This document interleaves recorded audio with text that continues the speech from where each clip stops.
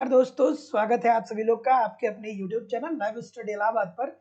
तो दोस्तों, जैसा कि आपको पता है, प्रत्येक दिन शाम को 7 बजे से हम लोग Uttar Pradesh TGT PGT, Bihar TGT PGT, Uttarakhand LT, Uttarakhand lecturer, UGC NET LT grade, Jharkhand TGT PGT, साथ ही साथ असिस्टेंट प्रोफेसर और अन्य परीक्षाओं के प्रीवियस ईयर क्वेश्चन पेपर को देखते हैं। और इस सेशन में हम लोग इकोनॉमिक्स के ऐसे प्रश्नों का भी समावेश करते हैं जो प्रश्न इन परीक्षाओं के दृष्टिकोण से महत्वपूर्ण होते हैं। वही हमारी इकोनॉमिक्स की जो दूसरी क्लास है वो लाइव स्टडी इलाहाबाद के मोबाइल एप्लीकेशन पे होती है, जिसका लिंक आपको डिस्क्रिप्शन बॉक्स में मिल जाएगा।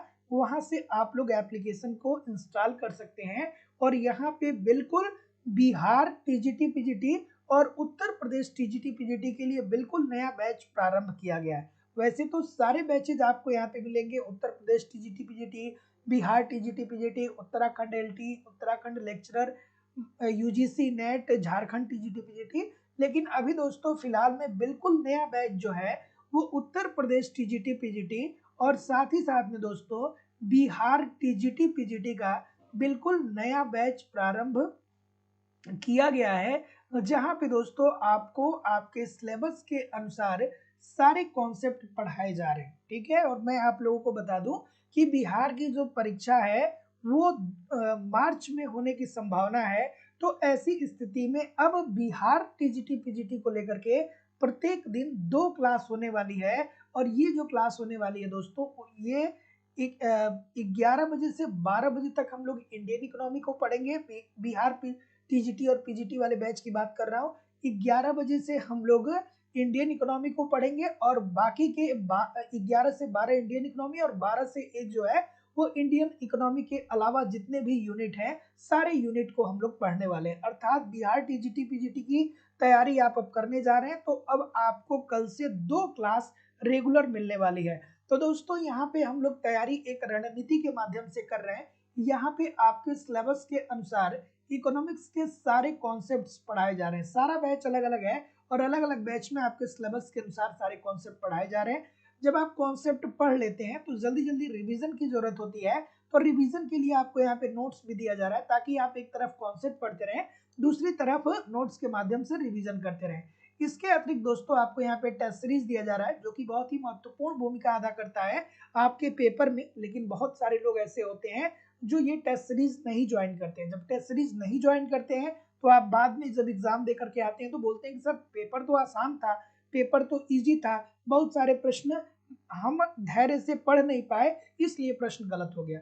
तो जब आप टेस्ट देंगे तो इस प्रकार की समस्या आपकी खत्म होने लगेगी और आपकी एक्यूरेसी जो होगी वो बेहतरीन हो जाएगी।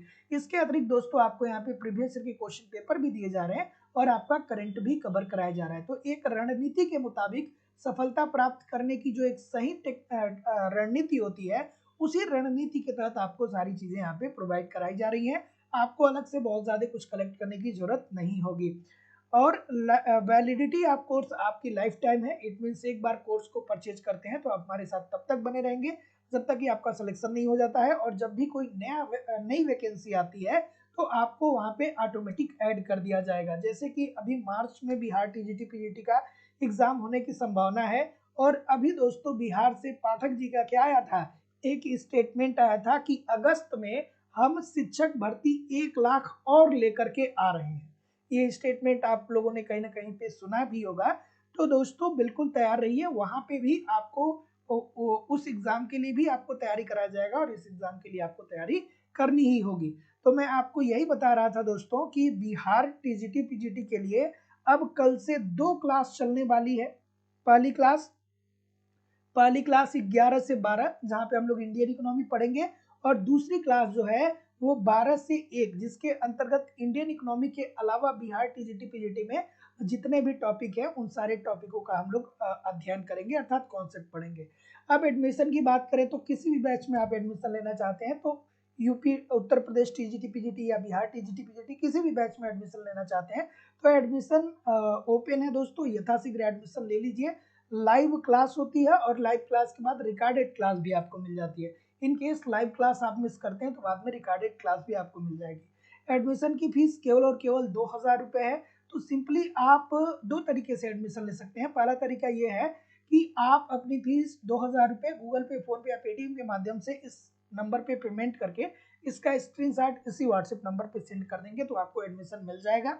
या आप डिस्क्रिप्शन बॉक्स में जाइए, एप्लीकेशन का लिंक दिया गया है, एप्लीकेशन को डाउनलोड कर लीजिए और वहां से आप डायरेक्ट भी कोर्स को परचेज कर सकते हैं।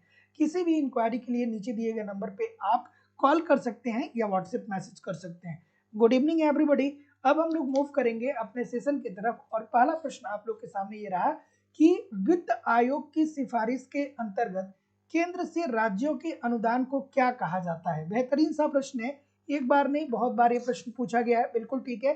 तो यहाँ पे जितने लोग भी क्या बोल रहे हैं, जितने लोग भी ऑप्शन नंबर सी बोलेंगे सभी लोग का उत्तर ठीक हो जाएगा। देखिए बहुत सारे लोग गलत कर रहे हैं इस प्रश्न का उत्तर, ठीक है। इसे वैधानिक अनुदान कहा जाता है। जैसे अब आपको अगर जो ये प्रश्न नहीं समझ में आ रहा है तो आराम से समझिए, ये किसकी बात कर रहा है कि वित्त आयोग, ठीक है, की सिफारिश के अंतर्गत केंद्र से राज्यों के अनुदान को क्या कहा जाता है।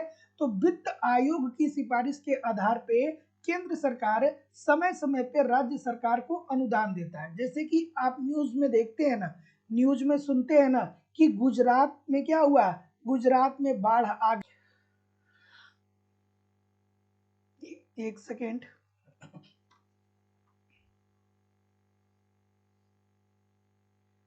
एक सेकेंड, ठीक है। तो जैसा कि आप बार बार सुनते हैं ना न्यूज के माध्यम से, टेलीविजन या रेडियो के माध्यम से आप सुनते हैं ना कि गुजरात में बाढ़ आ गई, बिहार में बाढ़ आ गई, उत्तर प्रदेश में सूखा पड़ गया। तो इस प्रकार की समस्याओं से निजात पाने के लिए जो केंद्र सरकार है वो राज्य सरकार को क्या करता है, अनुदान देता है, ठीक है। केंद्र सरकार राज्य सरकार को अनुदान देता है। अक्सर आप ये देखते हैं कि पश्चिम बंगाल में क्या हो गया, वहां पे सुनामी आ गई, तो ऐसी स्थिति में केंद्र सरकार ने पश्चिम बंगाल को 5,000 करोड़ या 50,000 करोड़, या बिहार में कोसी नदी में क्या हुआ, उफान आ गया, तो ऐसी स्थिति में बिहार में बाढ़ग्रस्त इलाकों में जिन लोगों को क्षति पहुंची है उनकी क्षतिपूर्ति करने के लिए केंद्र सरकार जो है वो बिहार सरकार को पैसा देता है और बिहार सरकार जो है वो जनता में वितरित करता है, जिस तरीके से भी हो सकता है। तो इस तरीके से वित्त आयोग की सिफारिश के अंतर्गत केंद्र से राज्य के अनुदान को हम लोग वैधानिक अनुदान बोलते हैं। तो जितने लोग भी सी बोल रहे हैं वैधानिक अनुदान, सभी लोग का उत्तर बिल्कुल ठीक हो जाएगा। अगला प्रश्न, यदि अर्थव्यवस्था संभावित जीडीपी पर प्रचलित हो रही हो तो मुद्रा आपूर्ति में बढ़ोतरी का परिणाम क्या होगा। बेहतरीन सा प्रश्न है। चलिए भाई बताइए, सभी लोगों से निवेदन है कि जिन लोगों ने भी अभी तक चैनल को सब्सक्राइब नहीं किया है वो चैनल को सब्सक्राइब कर दीजिए और वीडियो को आप अगर जो लाइक नहीं किए हैं तो लाइक भी कर दीजिए। भाई इतने सारे लोग क्लास देखते हैं फिर भी लाइक और शेयर की संख्या इतनी कम क्यों होती है। सभी लोगों से निवेदन है कि वीडियो को लाइक किया करिए और शेयर भी जरूर कर दिया करिए। चलिए अगला प्रश्न आपके सामने ये रहा कि देखिए सर कि यदि अर्थव्यवस्था संभावित जीडीपी पर प्रचलित हो रही है तो मुद्रा आपूर्ति में अगर जो वृद्धि हो जाएगा तो अर्थव्यवस्था में उसका परिणाम क्या देखने को मिलेगा। तो जैसा कि मैं देख पा रहा हूँ क्या उत्तर आ रहा है, तो जितने भी महानुभाव क्या बोल रहे हैं, सी बोल रहे हैं, मांग जन्य मुद्रास्फीति, ठीक है। अर्थात अर्थव्यवस्था संभावित जीडीपी पर क्या है, प्रचलित है, लेकिन ऐसी स्थिति में क्या हो रहा है, मुद्रा आपूर्ति में वृद्धि हो जा रही है। जब अर्थव्यवस्था में मुद्रा की पूर्ति बढ़ेगी तो सभी लोग के पास पैसा आने लगेगा। मुद्रा पूर्ति बढ़ेगी तो भैया सबके पास पैसा आएगा, तो जब सभी लोगों के पास पैसा आएगा तो ऐसी स्थिति में सभी लोगों की जो क्रय शक्ति होगी उसमें वृद्धि होगी। और भैया जब क्रय शक्ति बढ़ेगा तो इसका मतलब ये है कि वो अपने मांग को बढ़ाएंगे। लेकिन मांग को तो बढ़ाया जा सकता है, लेकिन इनकेस मान लीजिए कि जितना मांग बढ़ रहा है उतना पूर्ति नहीं बढ़े, ठीक है। अर्थात किसी वस्तु की डिमांड मार्केट में बहुत ज्यादा है लेकिन उसकी पूर्ति या उसके उत्पादन नहीं बढ़ पा रहा है, वस्तुओं की मांग मार्केट में बहुत ज्यादा है और वो वस्तुएं मार्केट में बहुत कम है, तो ऐसी स्थिति में उस वस्तु की कीमत में क्या हो जाएगी, वृद्धि हो जाएगी। और कीमत में वृद्धि होना ही महंगाई कहलाता है और महंगाई को ही हम मुद्रास्फीति बोलते हैं। तो इस प्रकार से उत्पन्न मुद्रास्फीति को हम लोग बोलते हैं मांग जन्य मुद्रास्फीति, अर्थात मांग में हुई वृद्धि के कारण वस्तुओं की कीमतों में वृद्धि होने को ही मांगजन्य मुद्रास्फीति बोलते हैं, ठीक है। अगला, निम्नलिखित में से कौन सा एक साख नियंत्रण का उपाय नहीं है। साख नियंत्रण का उपाय इसमें से कौन सा नहीं है? चलिए भाई बता दीजिए, साख नियंत्रण का उपाय इसमें से कौन सा नहीं है? क्या उत्तर आ रहा है? बिल्कुल ठीक है, बिल्कुल ठीक है। तो जितने लोग भी क्या बोल रहे हैं, साख पे नियंत्रण किस तरीके से होता है? साख पे नियंत्रण जो होता है वो कौन करता है? आरबीआई का सबसे महत्वपूर्ण कार्य क्या है? साख पर नियंत्रण करना। और नियंत्रण कितने तरीके से करता है? ये दो तरीके से करता है। एक जो होता है गुणात्मक तरीका होता है और दूसरा तरीका जो होता है वो मात्रात्मक तरीका होता है। ठीक है, एक गुणात्मक होता है, दूसरा मात्रात्मक होता है। ठीक है, तो क्या उत्तर आ रहा है? बिल्कुल ठीक है, बिल्कुल ठीक है। तो जितने लोग भी क्या बोल रहे हैं, साख जमा गुणक, सभी लोग का उत्तर यहाँ पे बिल्कुल ठीक है। लेकिन पता है इसको यहाँ पे देना चाहिए था ऑप्शन में, इसमें से कौन सा मात्रात्मक तरीके का उदाहरण नहीं है। ठीक है, कुछ इस तरीके का देना चाहिए, मिसप्रिंट है लेकिन फिर भी कोई दिक्कत नहीं है। ऑप्शन नंबर जितने लोग भी बी बोल रहे हैं सभी लोग का उत्तर एब्सोल्युटली यहाँ पे 100% ठीक होने वाला है। अगला प्रश्न, आय और रोजगार किस सिद्धांत का हिस्सा है?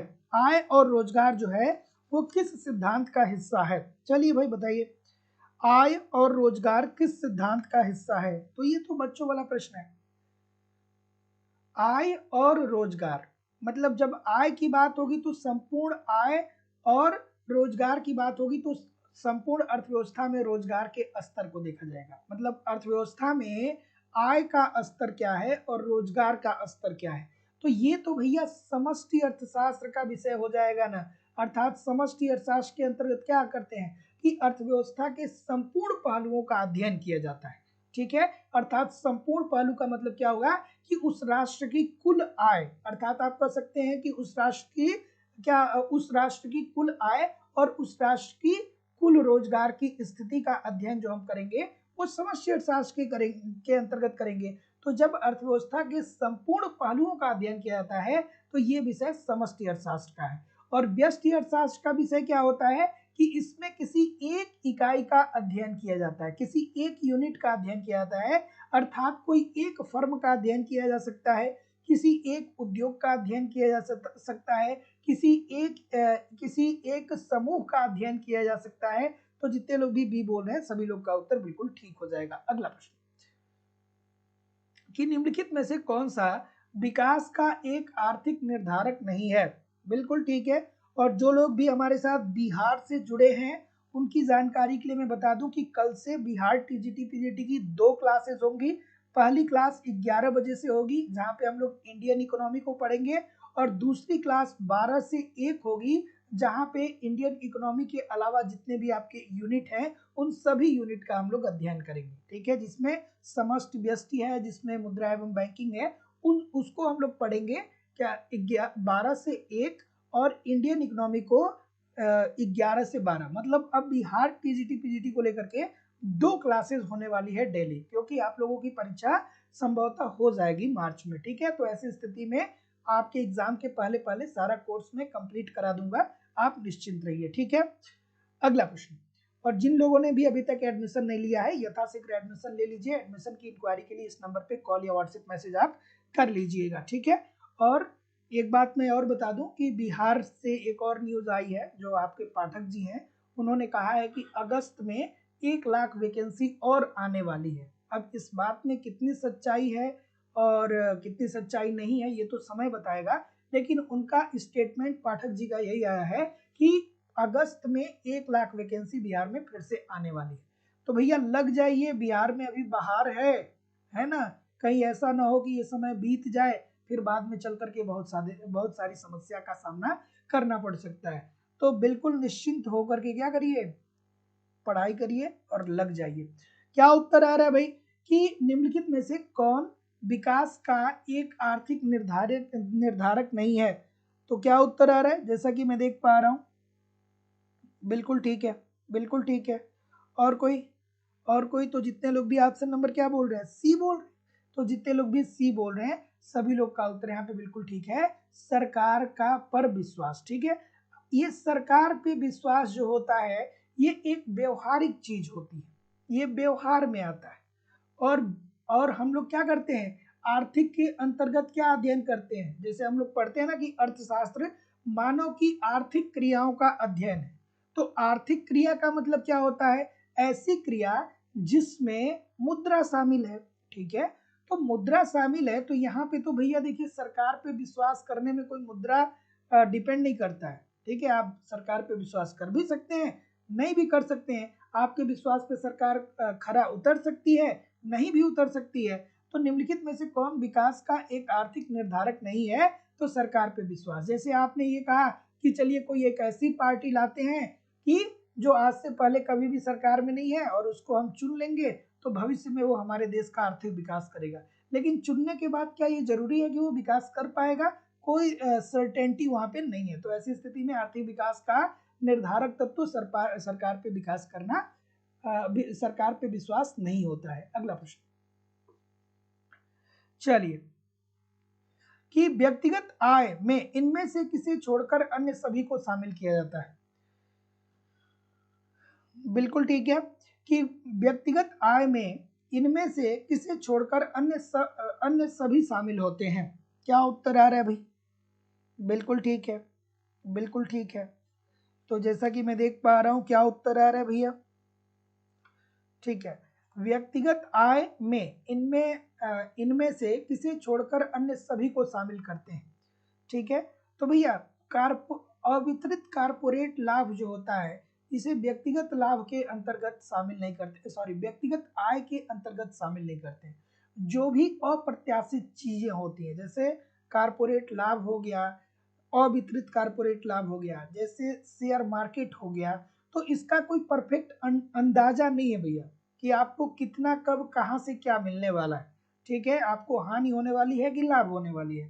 तो ऐसी स्थिति में अवितरित कारपोरेट लाभ को, शेयर मार्केट में आप अगर जो पैसा लगाए हैं, तो इन सारी चीजों को व्यक्तिगत आय में शामिल नहीं किया जाता है, बल्कि व्यक्तिगत बचत को व्यक्तिगत आय में शामिल किया जाता है। हम कह सकते हैं कि 10 रुपए आपकी बचत है, लाभांश भुगतान आप कह सकते हैं कि 10 रुपए का लाभ मिला है, और व्यक्तिगत आयकर आप कह सकते हैं कि 2 रुपए हमने टैक्स दिया है। ठीक है, इन सारी चीजों को शामिल करते हैं, लेकिन अवितरित कारपोरेट लाभ को शामिल नहीं करते हैं। अगला प्रश्न, राष्ट्रीय खाद्य सुरक्षा कानून अधिग्रहण करता है। मोस्ट इंपॉर्टेंट प्रश्न है, बहुत बार पूछा गया है।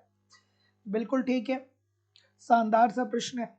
क्या उत्तर आ रहा है भाई? सभी लोगों से निवेदन है कि एक बार वीडियो को लाइक और शेयर जरूर कर दिया करिए। इतने सारे लोग क्लास देख रहे हैं, फिर भी लाइक और शेयर की संख्या बहुत कम है। ठीक है, तो राष्ट्रीय खाद्य सुरक्षा अधिनियम कब आया? याद है कि राष्ट्रीय खाद्य सुरक्षा अधिनियम कब आया भैया? तो 12 सितंबर 2013 में ये प्रभावी हुआ। ठीक है, 12 सितंबर 2013 में राष्ट्रीय खाद्य सुरक्षा कानून क्या आया? प्रकाश में आया। और इसके अंतर्गत क्या किया गया?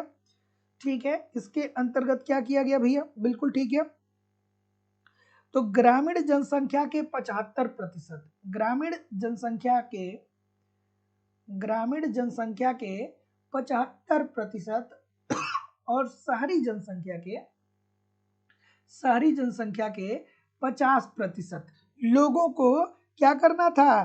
खाद्यान्न प्राप्त कराना इस कानून का उद्देश्य था। ठीक है, तो जितने लोग भी ऑप्शन नंबर क्या बोल रहे हैं, जितने लोग भी ऑप्शन नंबर ए बोल रहे हैं, बिल्कुल ठीक है। और देश की कुल आबादी का 67% लोगों को इस कानून के तहत खाद्य सुरक्षा प्रदान करने का उद्देश्य रखा गया। तो जितने लोग भी ऑप्शन नंबर सी बोल रहे हैं, बिल्कुल ठीक बोल रहे हैं। तो आपको याद रखना है, छोटी सी बात है, बहुत प्यारी सी बात है, कि राष्ट्रीय खाद्य सुरक्षा कानून ये कब आया? तो आप कहेंगे कि सर राष्ट्रीय खाद्य सुरक्षा कानून जो है वो 12 सितंबर 2013 में प्रभावी हुआ भारत में। और इसका जो लक्ष्य रखा गया वो ये रखा गया कि देश की कुल जनसंख्या का, मतलब 100% जो जनसंख्या है उसमें 67% लोगों को खाद्य सुरक्षा प्रदान करवाया जाएगा, जिसमें ग्रामीण इलाके में रहने वाले लोगों को में 75% लोग शामिल है। अर्थात ग्रामीण इलाके में जो लोग 75%, ग्रामीण इलाके में जो लोग 100% लोग रह रहे हैं उसमें से 75% लोग को क्या किया जाएगा? खाद्य सुरक्षा प्रदान किया जाएगा। और शहरी क्षेत्र में 50% लोगों को खाद्य सुरक्षा प्रदान किया जाएगा। अर्थात इनको क्या दिया जाएगा? 5 किलो चावल, गेहूं या मोटे अनाज जो होंगे वो दिया जाएगा। और ये किस आधार में होगा? 3 किलो, 2 किलो और 1 किलो। ठीक है, तो जितने लोग भी ऑप्शन नंबर क्या बोल रहे हैं? सी बोल रहे हैं, बिल्कुल ठीक है। और इसे कानून क्यों कहा गया? क्योंकि ये कानूनी अधिकार है। अगर जो कोई व्यक्ति गवर्नमेंट की क्राइटेरिया को क्रॉस करता है, पार करता है, उस क्राइटेरिया के अंदर आता है, तो अगर जो कोई भी इस खाद्य सुरक्षा के अंतर्गत जितने भी नियम बनाए गए हैं, उस नियम के अनुरूप किसी भी व्यक्ति को अगर जो खाद्यान्न नहीं मिल रहा है, तो वो क्या कर सकता है कि वो कोर्ट का दरवाजा खटखटा सकता है। चलिए अगला प्रश्न आपके सामने ये रहा कि निम्नलिखित फसल बीमा योजना को उसके शुरू होने का काल क्रमानुसार व्यवस्थित कीजिए। चलिए भैया व्यवस्थित कर लीजिए। निवेदन है सभी लोगों से कि वीडियो को एक बार लाइक किया करिए और शेयर भी जरूर कर दिया करिए। इतने सारे लोग क्लास देख रहे हैं फिर भी लाइक और शेयर की संख्या इतनी कम क्यों है? सभी लोगों से निवेदन है कि आप वीडियो को एक बार लाइक किया करिए और शेयर भी जरूर कर दिया करिए। कहा जाता है ना कि फ्री का ज्ञान कारगर नहीं होता है, तो भैया एक लाइक कर देंगे तो ये ज्ञान फ्री का नहीं होगा, है ना? तो सभी लोगों से निवेदन है कि आप वीडियो को लाइक किया करिए और शेयर जरूर किया करिए। तो क्या उत्तर आ रहा है भैया? व्यापक फसल बीमा योजना ये कब प्रकाश में आया? व्यापक फसल बीमा योजना ये आया दोस्तों 1985 में व्यापक फसल बीमा प्रकाश में आया। उसके बाद राष्ट्रीय कृषि बीमा योजना की बात करें तो ये 1999, ये कब आया? 1999, या दोस्तों कहीं कहीं पे 2000 भी दिया रहता है। तो जो वित्तीय वर्ष होता है 1999 से 2000 तक का, उसी में राष्ट्रीय कृषि बीमा योजना आई थी। उसके बाद दोस्तों अगर जो हम बात करें संशोधित राष्ट्रीय कृषि बीमा योजना जो है ये कब आई थी? तो ये वित्तीय वर्ष 2010-11 में आई थी, 2010-2011 में आई थी। और उसके बाद प्रधानमंत्री फसल बीमा योजना की बात करें तो ये कब आया था प्रकाश में? ये आया था दोस्तों 2016 में। ये मोदी जी की व्यवस्था थी। तो जितने लोग भी ऑप्शन नंबर क्या बोल रहे हैं कि सर 1 2 3 4 एक क्रम से ही सही है, तो बिल्कुल ठीक है। तो याद रखिएगा कि व्यापक फसल बीमा योजना का शुभारंभ कब हुआ? तो 1985 में हुआ। राष्ट्रीय कृषि बीमा योजना की शुरुआत कब होती है? तो 1999-2000 में हुआ। और संशोधित राष्ट्रीय कृषि बीमा योजना कब प्रकाश में आया? 2010-2011 वाले वित्तीय वर्ष में आया। और प्रधानमंत्री फसल बीमा योजना ये 2016 में आया। तो आई होप कि आपको चीजें क्लियर होंगी। और देखिए बिहार की अगर जो बात करें या यूपी की बात करें या किसी भी स्टेट की बात करें तो यहाँ से एक प्रश्न पक्का पूछा जाता है। ठीक है, तो ईमानदारी से दोस्तों एक एक प्रश्न को ध्यान से देखिए। ठीक है, चलिए अगला प्रश्न आपके सामने ये रहा। चलिए मीनू यादव जी, अर्चना पांडे जी, प्रीति सिंह जी, ममता कुमारी जी, ठीक है, अरबिया जी, दीक्षा सिंह जी, मौसम कुमारी जी, सुमन शर्मा जी, भगवती जी, ठीक है, अमरेश यादव जी, अरविंद प्रसाद जी। चलिए बताइए कि जनगणना 2011 के अनुसार भारत का अधिकतम जनसंख्या घनत्व वाला राज्य कौन सा है? ठीक है, बताइए भाई, ये तो आसान सा प्रश्न है। जनसंख्या घनत्व किस राज्य का सबसे ज्यादा है? मतलब जिसका क्षेत्रफल थोड़ा सा कम है और जनसंख्या के मामले में वहां पे ज्यादा लोग रहते हैं। ठीक है, उत्तर प्रदेश का क्षेत्रफल बिहार की अपेक्षा क्या है? थोड़ा सा बड़ा है, लेकिन बिहार का क्षेत्रफल थोड़ा सा क्या है? कम है। तो अब घनत्व ऐसे ही तो निर्धारित होता है। तो चलिए देखते हैं। जनगणना 2011 के अनुसार भारत का अधिकतम जनसंख्या घनत्व वाला राज्य कौन सा है? तो जैसा कि मैं देख पा रहा हूं, आप क्या बता रहे हैं? बिहार बता रहे हैं। ठीक है, तो जितने लोग भी क्या बता रहे हैं? बिहार बता रहे हैं। ठीक है, और कोई? और कोई? बिल्कुल, तो जितने लोग भी बिहार बता रहे हैं सभी लोग का उत्तर यहाँ पे बिल्कुल ठीक है। उसके बाद क्या आता है? पश्चिम बंगाल आता है। ठीक है, तो जितने लोग भी ए बोल रहे हैं सभी लोग का उत्तर यहाँ पे बिल्कुल ठीक हो जाएगा। पहले नंबर पे बिहार है और दूसरे स्थान पे पश्चिम बंगाल है, इस बात को ध्यान में रखिएगा। अगला प्रश्न कि ग्लोबल कम्पटीटनेस रिपोर्ट किस संगठन द्वारा जारी की जाती है?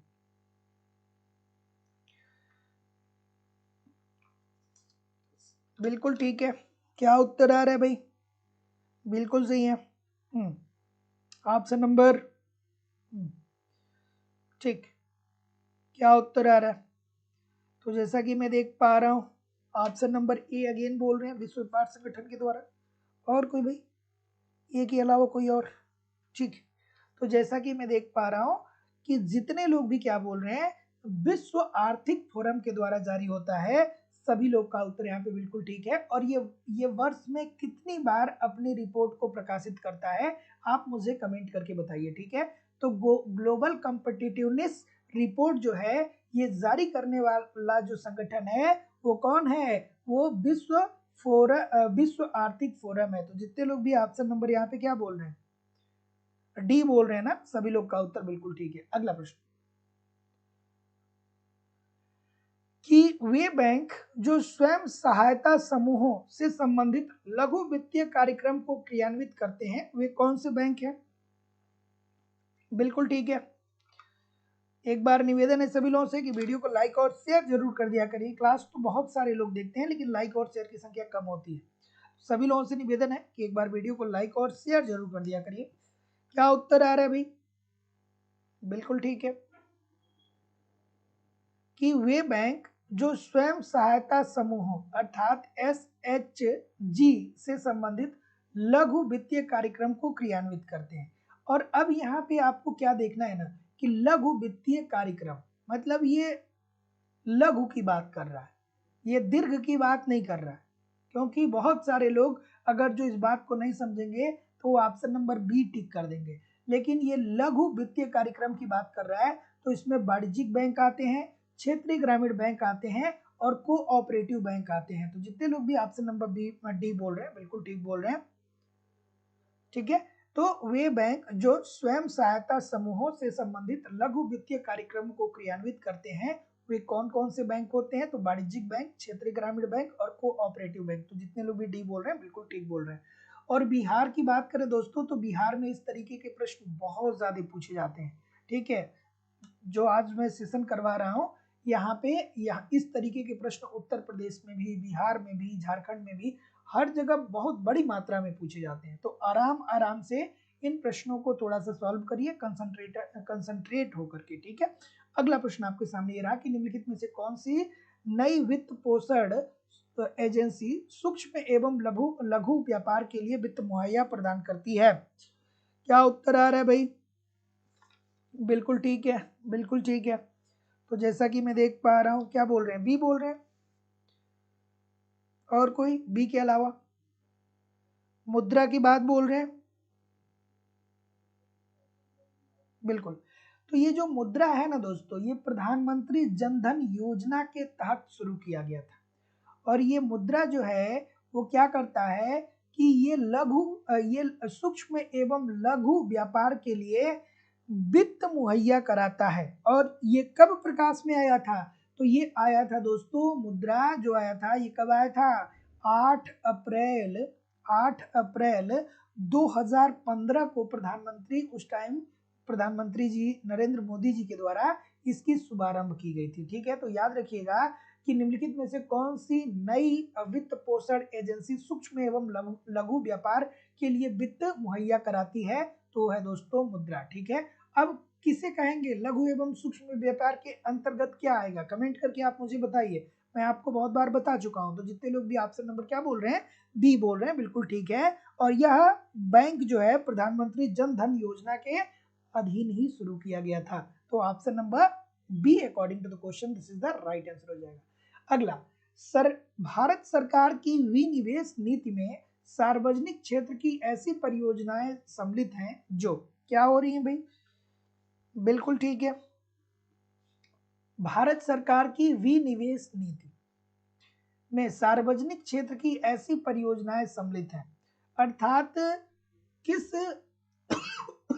क्षेत्र के अंतर्गत गवर्नमेंट जो है वो एक बार पुनः विनिवेश करने का प्रयास कर रही है, या किसे गवर्नमेंट थोड़ा बहुत संरक्षण देना चाहेगी, किन उद्योगों को देना चाहेगी या किन क्षेत्रों को देना चाहेगी। तो आप कहेंगे कि सर जी देखिए, जो क्षेत्र निरंतर घाटे में चल रहे हो, ठीक है, जैसे कि मैं आपसे कहूं कि कृषि हो गया या चीनी हो गया, चीनी मिल आप देख रहे हैं कि पिछले 20 सालों में बहुत सारे चीनी मिल क्या हो गए, बंद हो गए। तो ऐसी स्थिति में चीनी मिल जो होगा वो विनिवेश नीति का हिस्सा होगा गवर्नमेंट के, ठीक है। उसके बाद निजी परियोजनाएं से प्रतिस्पर्धा नहीं कर पा रही है, ठीक है। तो निजी परियोजनाओं से वो क्या कर रही है, प्रतिस्पर्धा नहीं कर पा रही हैं और जो नाम मात्र का लाभ अर्जित कर रही हैं। तो जितने लोग भी बोल रहे हैं कि सर जो उपरोक्त सभी श्रेणियों में आता है, सभी लोग का उत्तर यहाँ पे बिल्कुल 100% ठीक हो जाएगा। अगला प्रश्न कि निम्नलिखित में से कौन सी भारतीय अर्थव्यवस्था के सम्मुख इस समय समष्टि आर्थिक चुनौती नहीं है। बेहतरीन सा प्रश्न है, खूबसूरत सा प्रश्न है, खूबसूरत सा प्रश्न है कि निम्नलिखित में से कौन सी भारतीय अर्थव्यवस्था के सम्मुख इस समय समष्टि आर्थिक चुनौती का अध्ययन नहीं है। चुनौती नहीं है मतलब भारत के सामने ये 4 ऑप्शन दिया गया है, इसमें से कोई एक ऑप्शन ऐसा होगा जिसके संदर्भ में भारत के सामने कोई चुनौती नहीं है, अर्थात भारत को इससे कोई चिंता नहीं है कि ये होगा तो हमारी अर्थव्यवस्था के लिए जरूरी है। ठीक है, नहीं भी होगा तो भी कोई बात नहीं। लेकिन क्या बोल रहे हैं, बिल्कुल ठीक है। साउंड कम है, आवाज कम आ रही है क्या? ठीक है, बी बोल रहे हैं, डी बोल रहे हैं, बिल्कुल ठीक है।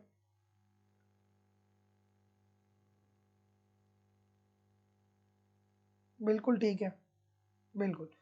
तो जितने लोग भी यहाँ पे क्या बोल रहे हैं, सोने का अधिक आयात। देखिए दोस्तों, सोने का हम लोग बहुत ज्यादा आयात करें, ये कोई जरूरी नहीं है कि हमारे देश के लिए बहुत ज्यादा महत्वपूर्ण है। ठीक है, महत्व अगर जो हम सोने का आयात करेंगे तो ऐसी स्थिति में हमें क्या होगा, विदेशी मुद्रा की हानि होगी, और जब विदेशी मुद्रा की हानि होती है तो भुगतान असंतुलन की समस्या विद्यमान हो जाएगी। तो अगर जो सोने की आयात हो रही है तो एक तरफ हमारा स्वर्ण भंडार बढ़ेगा, ये अच्छी बात है, लेकिन दूसरी तरफ क्या हो रहा है कि हमें विदेशी मुद्रा का लॉस भी तो हो रहा है ना। तो ऐसी स्थिति में अगर जो आयात में वृद्धि हो तो भी ठीक है, और अगर जो न वृद्धि हो तो भी ठीक है। तो ये कोई कंपलसरी नहीं है कि इसके लिए गवर्नमेंट क्या करेगी, कोई काम करेगी। कभी आपने न्यूज में सुना है क्या कि गवर्नमेंट जो है, भारतीय गवर्नमेंट जो है वो स्वर्ण आयात को बढ़ाना चाहती है? ऐसा आपने कभी सुना नहीं होगा।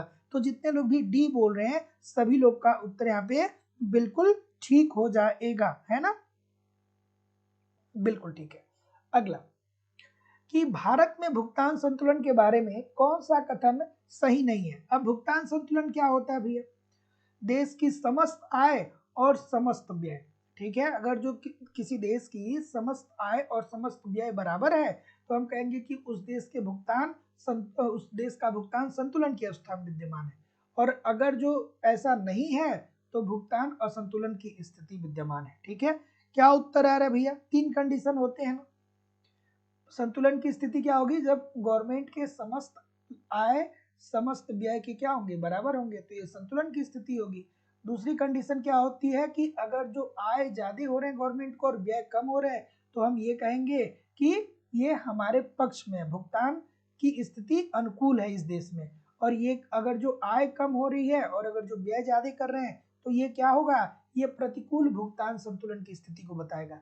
तो ये अनुकूल भुगतान संतुलन, ये प्रतिकूल भुगतान संतुलन और ये भुगतान संतुलन। ठीक है, 3 चीजें होती है। तो जैसा कि मैं देख पा रहा हूँ, क्या उत्तर आ रहा है भैया? बिल्कुल ठीक है, थोड़ा आराम से करिए, बहुत सारी गलतियां हो रही हैं, बहुत सारी गलतियां हो रही हैं। डी बोल रहे हैं, डी बोल रहे हैं, और कोई भाई? बिल्कुल ठीक है, बिल्कुल ठीक है, बिल्कुल ठीक है। तो जैसा कि मैं देख पा रहा हूँ, क्या उत्तर आ रहा है, जितने लोग भी डी बोल रहे हैं, क्यों डी बोल रहे हैं भैया? ये बी होगा ना कि चालू खाता संतुलन केवल वस्तुओं और सेवाओं में व्यापार के संतुलन को दर्शाता है। तो जितने लोग भी ऑप्शन नंबर बी बोलेंगे सभी लोग का उत्तर यहाँ पे एब्सोल्युटली ठीक होगा। भाई मैं बहुत बार आपको बताया हूँ कि ये देखिए, ये जो नहीं है इसको पढ़ना बहुत जरूरी है। ये हाँ की बात नहीं कर रहे हैं, नहीं की बात कर रहा है। तो देखिए, भारत में भुगतान संतुलन के बारे में कौन सा कथन सही नहीं है, तो सही कथन ये नहीं है कि चालू खाता संतुलन केवल वस्तुओं व सेवाओं में व्यापार के संतुलन को दर्शाता है। नहीं भैया, ये बात बिल्कुल ठीक नहीं होती है। यह क्या दर्शाता है कि यदि देश में विदेशी मुद्रा भंडार में वृद्धि होती है तो इस प्रविष्ट में ये क्या होगा, ये ऋण चिन्ह होता है। ये बात ठीक है, लेकिन ये बात बिल्कुल ठीक नहीं है। तो ये ठीक नहीं है, तो यही तो पूछ रहा है कि कौन सा सही नहीं है। तो जितने लोग भी ऑप्शन नंबर क्या बोल रहे हैं, बी बोल रहे हैं, सभी लोग का उत्तर बिल्कुल सही है। अगला प्रश्न कि निम्नलिखित में से प्राकृतिक बेरोजगारी की दर कौन सी होती है। भारत में बेरोजगारी कितने प्रकार की पाई जाती है, कमेंट करके बताइए। भारत में कितने प्रकार की बेरोजगारी पाई जाती है? और सबसे ज्यादा बेरोजगारी भारत में किस प्रकार की पाई जाती है? तो अब हो गया है संरचनात्मक बेरोजगारी। पहले की किताब में आप कहीं देखेंगे तो वहां पे प्रच्छन्न बेरोजगारी था। ठीक है, संरचनात्मक बेरोजगारी क्या होती है? संरचनात्मक बेरोजगारी का मतलब यह है कि जो हमारे देश के पास प्राकृतिक और भौतिक संसाधन है, उन प्राकृतिक और भौतिक संसाधन का ठीक तरीके से हम प्रयोग नहीं कर पा रहे हैं और प्रयोग करके उत्पादन नहीं बढ़ा रहे हैं, और इसके कारण जो बेरोजगारी उत्पन्न होती है उसे संरचनात्मक बेरोजगारी बोलते हैं। ठीक है, जैसे आपने क्या किया है, आपने क्या किया है, आपने इंजीनियरिंग किया है, ठीक है, या आपने कोई भी ऐसी डिग्री ली है जिस फील्ड में आपको नौकरी नहीं मिल रही है, आप इंजीनियरिंग किया अगर जो किए हैं और उस फील्ड में आपको नौकरी नहीं मिल रही है, तो आप संरचनात्मक बेरोजगारी के शिकार हैं। और प्रच्छन्न बेरोजगारी, जिसे छिपी हुई बेरोजगारी या जिसे और क्या बोलते हैं अदृश्य बेरोजगारी, वो क्या होता है? वो कृषि क्षेत्र में अधिकतम देखने को मिलती है। वहां पे कुछ श्रमिकों की सीमांत उत्पादकता शून्य होती है, लेकिन फिर भी वो उत्पादन में लगे रहते हैं। इट मीन्स कि उनका उत्पादन में लगे रहने और ना लगे रहने से उत्पादन पे कोई असर पड़ता नहीं है। ठीक है, तो अब बताइए कि प्राकृतिक बेरोजगारी इज इक्वल टू क्या होगा भैया? तो प्राकृतिक बेरोजगारी को देखिए दोस्तों, इस तरीके से लिखते हैं। प्राकृतिक, ये फॉर्मूला है, प्राकृतिक बेरोजगारी। कोई बताएगा कि संघर्ष जनित बेरोजगारी क्या होता है? तो ये क्या होता है? घर्षणात्मक बेरोजगारी, घर्षणात्मक बेरोजगारी, और प्लस क्या होता है इसमें? प्लस होता है संरचनात्मक बेरोजगारी। संरचनात्मक बेरोजगारी, जैसे आपने देखा ना, अभी कोविड आया तो इसके कारण, घर्षणात्मक बेरोजगारी के कारण लाखों लोग जो थे वो क्या हो गए? बेरोजगार हो गए। और संरचनात्मक बेरोजगारी हमने आपको बता ही दिया कि भैया यहाँ पे क्या होता है कि जो हमारे देश में प्राकृतिक और भौतिक संसाधन है, इस प्राकृतिक और भौतिक संसाधन का ठीक तरीके से प्रयोग करके हम अपने उत्पादन के स्तर को नहीं बढ़ा सकते हैं, और उत्पादन नहीं बढ़ेगा तो रोजगार में वृद्धि कैसी होगी? अगला प्रश्न यह है कि अर्थशास्त्र चुनाव का विज्ञान है। स्टेटमेंट किसका है भाई? कि अर्थशास्त्र जो है वो चुनाव का विज्ञान है। ये स्टेटमेंट किसका है? सभी लोगों से निवेदन है कि आप वीडियो को लाइक और शेयर जरूर कर दिया करिए। ठीक है, अर्थशास्त्र चुनाव का विज्ञान है, ये किसने कहा था भैया? आपको फिर यहाँ पे पीगू साहब भी याद आ जाने चाहिए। पीगू साहब याद आए? पीगू साहब अगर जो याद आए तो उनका भी स्टेटमेंट बता दीजिए भैया। पीगू साहब बताइए, पीगू साहब के स्टेटमेंट को बताइए।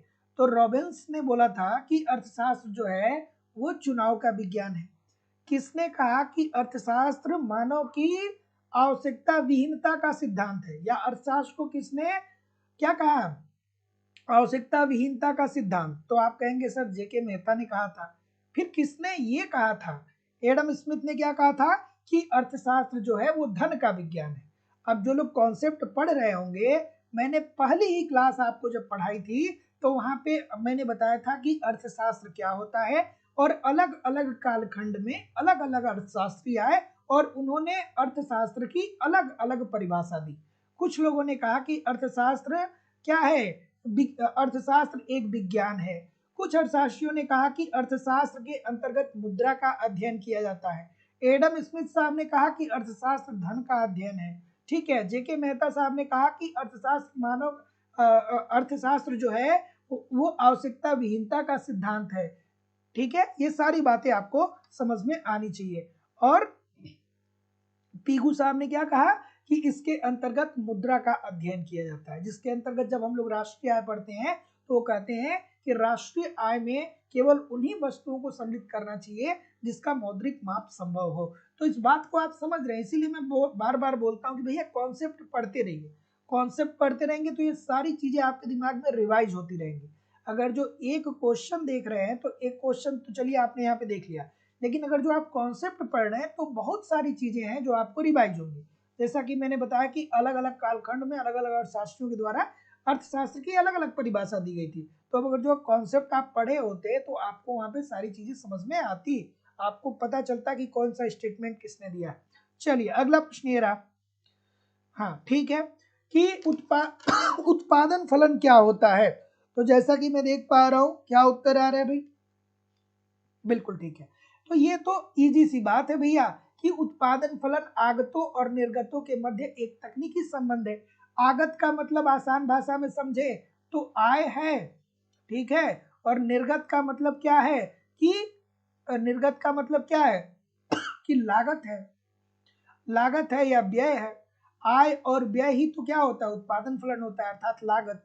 अब लागत क्या होगा कि कोई एक फर्म है तो मान लीजिए कि वो पूंजी लगाएगी ना उत्पादन में, तो जो पूंजी लगा रही है पूंजी कहाँ कहाँ पे खर्च करेगी, तो आप कहेंगे सर श्रम पे खर्च करेगी, भूमि पे खर्च करेगी, ठीक है, उसके बाद वो तकनीकी पे खर्च करेगी, तो इन सभी चीजों पे वो पैसा खर्च करेगी। और जब पैसा खर्च करके किसी वस्तु का उत्पादन करेगी अर्थात जो उसका लागत है, तो जब वो उत्पादन करेगा और उसे मार्केट में बेचेगा तो उसका विक्रय करेगा, तो जब विक्रय करेगा तो उससे आय प्राप्त होगी। तो आगत निर्गत के मध्य क्या होता है, यह एक तकनीकी संबंध होता है। निर्गत मतलब क्या हो गया कि लागत अर्थात वस्तु को बनाने में किया गया व्यय, और आगत का मतलब क्या हुआ है कि जब उस वस्तु को बना करके आप मार्केट में बेचते हैं तो मार्केट से में बेचते हैं तो जो आपको उससे इनकम होती है वो आपकी आगत है। आसान भाषा में कभी भी भूलिएगा नहीं, हमेशा आपको याद रखना है। अगला प्रश्न आपके सामने ये रहा कि सामाजिक वस्तुओं के संदर्भ में निम्नलिखित सामाजिक वस्तुओं के संदर्भ में विभिन्न उपभोक्ताओं के लिए कौन सी बातें सही हैं। बिल्कुल ठीक है, क्या उत्तर आ रहा है भाई, चलिए ठीक है, सूरज प्रजापति जी, ललिता साक्य जी, अदिति सिंह जी, सदानंद मिश्रा जी, ठीक है, पूजा मिश्रा जी, दीक्षा सिंह जी, चलिए क्या उत्तर आ रहा है, तेजी से कमेंट आ रहा है, ठीक है, चलिए बताइए कि सामाजिक वस्तुओं के संदर्भ में विभिन्न उपभोक्ताओं के लिए कौन सी बातें सही होती है। ये तो बच्चों वाला प्रश्न हो गया ना भाई। सामाजिक वस्तुएं और निजी वस्तुएं, दो प्रकार की वस्तुएं देखने को मिलती हैं, एक होती है सामाजिक वस्तु, दूसरी होती है निजी वस्तु। क्या उत्तर आ रहा है भाई,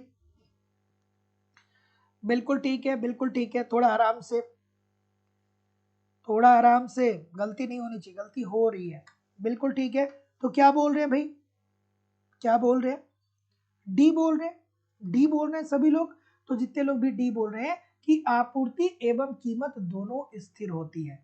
जैसे हम आपसे ये कहें कि सामाजिक वस्तु क्या होती है, सामाजिक वस्तु ऐसी वस्तुएं होती है जिस पर समाज के सभी वर्गों का समान रूप से अधिकार होता है, ठीक है। जैसे हम आपसे ये कहें कि आपके मोहल्ले में जो गवर्नमेंट ने लाइट लगवाई है वो एक सामाजिक वस्तु है। क्यों क्यों सामाजिक वस्तु है, क्योंकि लाइट जो है, प्रकाश जो है, वो सबके सबके लिए है, केवल एक लोग के लिए नहीं है। ऐसा नहीं कि आपके लिए है आपके पड़ोसी के लिए नहीं है, आपके लिए भी है आपके पड़ोसी के लिए भी है। तो इसकी आपूर्ति और इसकी कीमत, किसी को कोई भी पैसा इसके लिए नहीं देना है, ये बिल्कुल फ्री ऑफ कास्ट है, ठीक है। तो इसकी आपूर्ति और इसकी कीमत दोनों स्थिर होती है। या हम आपसे ये भी कह सकते हैं कि जब आप पार्क में जाते हैं, तो जब आप पार्क में जाते हैं तो वहां पे देख रहे हैं गवर्नमेंट ओपन जिम बना रही है, तो पार्क में जाने के लिए अगर जो टिकट लग रहा है तो 5 रुपए की दर सबसे ली जा रही है, ठीक है। तो आपूर्ति व कीमत दोनों स्थिर होती है। और निजी वस्तु का उदाहरण क्या होता है, निजी वस्तु मतलब अगर जो आप पैसा व्यय कर रहे हैं तो उसका प्रयोग या उपभोग केवल आप ही करेंगे। जैसे प्रश्न पूछा जाता है कि डिश टीवी क्या है, तो डिश टीवी निजी वस्तु है, क्योंकि आप प्रत्येक साल क्या करते हैं, रिचार्ज करते हैं। अगर जो आपके पास टाटा स्काई है तो उसका रिचार्ज करते हैं, अगर जो आपके पास क्या है एयरटेल है तो आप उसका रिचार्ज करते हैं। तो ये क्या है, ये आपकी प्राइवेट प्रॉपर्टी है, अर्थात आप कह सकते हैं कि निजी वस्तु है। वैसे ही मोबाइल फोन है, लैपटॉप है, ये सब आपकी निजी वस्तु है। लेकिन सार्वजनिक वस्तुएं क्या होती हैं, ऐसी वस्तुएं जिसपे समाज के सभी वर्ग का समान रूप से अधिकार हो। जैसे कि गवर्नमेंट लाइट की व्यवस्था करती है, प्रकाश की व्यवस्था करती है। अगला प्रश्न है कि स्वास्थ्य और शिक्षा क्या है, स्वास्थ्य और शिक्षा क्या है। देखिए थोड़ा ध्यान से करिएगा इस प्रश्न को, क्योंकि 100 में से 90% लोग इस प्रश्न को गलत करते हैं। 100 में से 90% लोग जो हैं वो इस प्रश्न को गलत करते हैं, ठीक है। अगर जो आप प्रैक्टिस करके नहीं जाएंगे तो सीधा आप बोलेंगे कि सर ये सार्वजनिक वस्तु है, क्योंकि शिक्षा और स्वास्थ्य उपलब्ध कराना ये गवर्नमेंट की जिम्मेदारी होती है। लेकिन ऐसा नहीं है भैया, शिक्षा और स्वास्थ्य को उपलब्ध कराने के लिए गवर्नमेंट आपसे फीस लेती है, ठीक है, क्या लेती है, फीस लेती है। जैसे आप सरकारी स्कूल में पढ़ते हैं तो आप फीस देते हैं, जब आप किसी अस्पताल में जाते हैं तो वहां पे आप टिकट फीस देते हैं, पर्ची कटवाते हैं, तो ये एक फीस है। और ये होता है दोस्तों मेरिट वस्तु, ठीक है, अर्थात ऐसी वस्तुएं जिसकी जिम्मेदारी गवर्नमेंट के ऊपर है, मतलब ऐसी वस्तुएं जो अनिवार्य रूप से जनता को उपलब्ध करानी है, इस चीज की जानकारी गवर्नमेंट के इस सॉरी एक सेकेंड रुकिए, मेरिट बस मेरिट वस्तुएं क्या होती है, मेरिट वस्तुएं ऐसी वस्तुएं होती हैं जिसका उत्तरदायित्व गवर्नमेंट के ऊपर होता है कि गवर्नमेंट समाज के लिए ये उपलब्ध कराएगा ही कराएगा। गवर्नमेंट चाह करके भी स्वास्थ्य और शिक्षा व्यवस्था को भंग नहीं कर सकता है। गवर्नमेंट ये नहीं कर सकता है कि भैया हम आपको शिक्षा नहीं देंगे, स्वास्थ्य नहीं देंगे, 100% देगा। तो ये गवर्नमेंट की क्या होती है, एक अनिवार्य रिस्पॉन्सिबिलिटी होती है। तो जब गवर्नमेंट की अनिवार्य रिस्पॉन्सिबिलिटी होती है जिन वस्तुओं को प्रोवाइड कराने में, वही दोस्तों मेरिट वस्तुएं होती हैं और इसके लिए गवर्नमेंट आपसे फीस लेती है, ठीक है। अगला प्रश्न, प्रीवियस सीगर शोध के अनुसार निम्नलिखित में से कौन सी बातें सही हैं? एक बार नहीं बहुत बार ये प्रश्न पूछा गया है। और दोस्तों लाइव स्टडी इलाहाबाद के मोबाइल एप्लीकेशन पे आपकी इकोनॉमिक्स की दूसरी क्लास हो रही है, जहां पे एक स्ट्रेटेजी के मुताबिक आपको सारे कॉन्सेप्ट पढ़ाए जा रहे हैं। मैं विश्वास और जिम्मेदारी से कह रहा हूं कि अगर जो आप ईमानदारी से एप्लीकेशन पे पढ़ेंगे, यूट्यूब पे प्रैक्टिस करेंगे, तो बहुत कम समय में बेहतर ढंग से इकोनॉमिक्स को समझ सकते हैं, सीख सकते हैं। तो हमारे एप्लीकेशन पे अलग अलग बैचेज चलाए जा रहे हैं। उत्तर प्रदेश टीजीटी पीजीटी के लिए अलग बैच, झारखंड टीजीटी पीजीटी के लिए अलग बैच, बिहार टीजीटी पीजीटी के लिए अभी बिल्कुल नया बैच प्रारंभ हुआ है। सारे बैचेज अलग अलग हैं और आपको लाइव क्लासेस भी देखने को मिलती है और रिकॉर्डेड क्लासेस भी मिलती है। एक रणनीति के तहत आपको सारी चीजें वहां पे पढ़ाई जा रही हैं, कंप्लीट आपको कॉन्सेप्ट पढ़ाया जा रहा है, साथ ही साथ कंप्लीट आपको नोट्स भी दिए जा रहे हैं, ताकि एक तरफ आप कॉन्सेप्ट पढ़ते रहिए, दूसरी तरफ नोट्स के माध्यम से अपना रिवीजन करते रहिए। आपको टेस्ट सीरीज भी दिया जा रहा है, टेस्ट दीजिए, अपना इवेल्युएशन करिए कि गलती कहाँ पे हो रही है, कैसे उसको सुधार करनी है, और प्रीवियस ईयर की क्वेश्चन पेपर और करंट सब कुछ प्रोवाइड हमारे द्वारा किया जाएगा। एडमिशन ओपन है, एडमिशन की फीस केवल और केवल 2000 रुपए है। तो एडमिशन दो तरीके से आप ले सकते हैं, या तो आप डिस्क्रिप्शन बॉक्स में जाइए, एप्लीकेशन को डाउनलोड करके डायरेक्ट कोर्स को परचेज कर सकते हैं, या अगर जो वहां से नहीं, इतना आपको नहीं समझ में आ रहा है कि कैसे परचेज करना है, तो सिंपली ये जो नीचे नंबर आ रहा है, इस नंबर पे आपको गूगल पे, फोन पे या पेटीएम के माध्यम से अपनी फीस पेमेंट करनी होगी 2000 रुपए, और उसका स्क्रीनशॉट आपको सेम इसी व्हाट्सएप नंबर पे सेंड करना होगा। लाइफ टाइम की वैलिडिटी आपको मिल रही है। और जो लोग भी बिहार से हमारे साथ जुड़े हैं, कल से मैं बता दूं कि बिहार टीजीटी पीजीटी को लेकर के अब रोज 2 घंटे की क्लास एप्लीकेशन पे होगी। 11 बजे से हम लोग इंडियन इकोनॉमी को पढ़ने वाले हैं, ठीक है, और 12 बजे से बाकी के जो यूनिट है उसको पढ़ने वाले हैं, क्योंकि इंडियन इकोनॉमी का वेटेज थोड़ा सा ज्यादा है, इसलिए इंडियन इकोनॉमी का एक अलग सा सेशन में लेके आऊंगा। तो सभी लोग जो लोग भी बिहार से जुड़े हैं, कल 11 बजे और फिर 12 बजे, मतलब आप रोज 2 घंटे की क्लास के लिए अब स्टार्ट हो जाएगी, तो मतलब अपना माइंड क्या कर लीजिए, ठीक कर लीजिए कि भैया माइंड मेकअप कर लीजिए, 2 घंटे क्लास करनी है। क्या उत्तर आ रहा है भाई, ए बोल रहे हैं जितने लोग। तो चलिए देखिए कि प्रेविस सीगर शोध के अनुसार निम्नलिखित में से कौन सा कथन सही है। तो प्रेविस सीगर साहब ने क्या कहा था कि अंतरराष्ट्रीय व्यापार ने अंतरराष्ट्रीय असमानता को बढ़ाया है और विकासशील देशों के विकास को अवरुद्ध किया है। प्रेविस सीगर साहब को जब आप पढ़ते हैं तो वहां पे पढ़ते हैं ना, ये क्या बोलते हैं, ये कहते हैं ना कि जब कोई विकासशील देश विकसित देश से व्यापार करेगा तो व्यापार की जो शर्त होगी वह विकासशील देश के लिए प्रतिकूल होगी। अर्थात जब कोई विकासशील देश विकसित देश से व्यापार करेगा तो उसे विकासशील देश को हानि होगी। क्यों होगी? क्योंकि जो विकासशील देश होगा उसके पास अच्छी टेक्नोलॉजी है नहीं, तो वो अपने देश के प्राकृतिक संसाधनों का निर्यात करेगा, और जब प्राकृतिक संसाधनों का वो निर्यात करेगा तो एक समय ऐसा आएगा कि उसके पास प्राकृतिक संसाधनों की कमी हो जाएगी और बाद में उसके पास टेक्नोलॉजी भी आ जाएगी, तो उत्पादन नहीं कर पाएगा। तो ऐसी स्थिति में जब विकासशील देश विकसित देश से व्यापार करते हैं तो विकासशील देश कच्चे माल देते हैं विकसित देश को, और विकसित देश के पास टेक्नोलॉजी है तो उस टेक्नोलॉजी से वो उत्पादन करके विश्व के अलग अलग देशों में वो क्या करता है, बेचता है, और दिन दुना रात चौगुना वो क्या करता है, लाभ कमाता है। ये बात बिल्कुल ठीक है। उसके बाद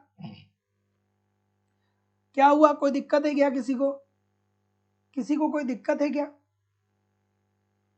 किसी को कोई दिक्कत है क्या? किसी को कोई दिक्कत है क्या? एक सेकेंड।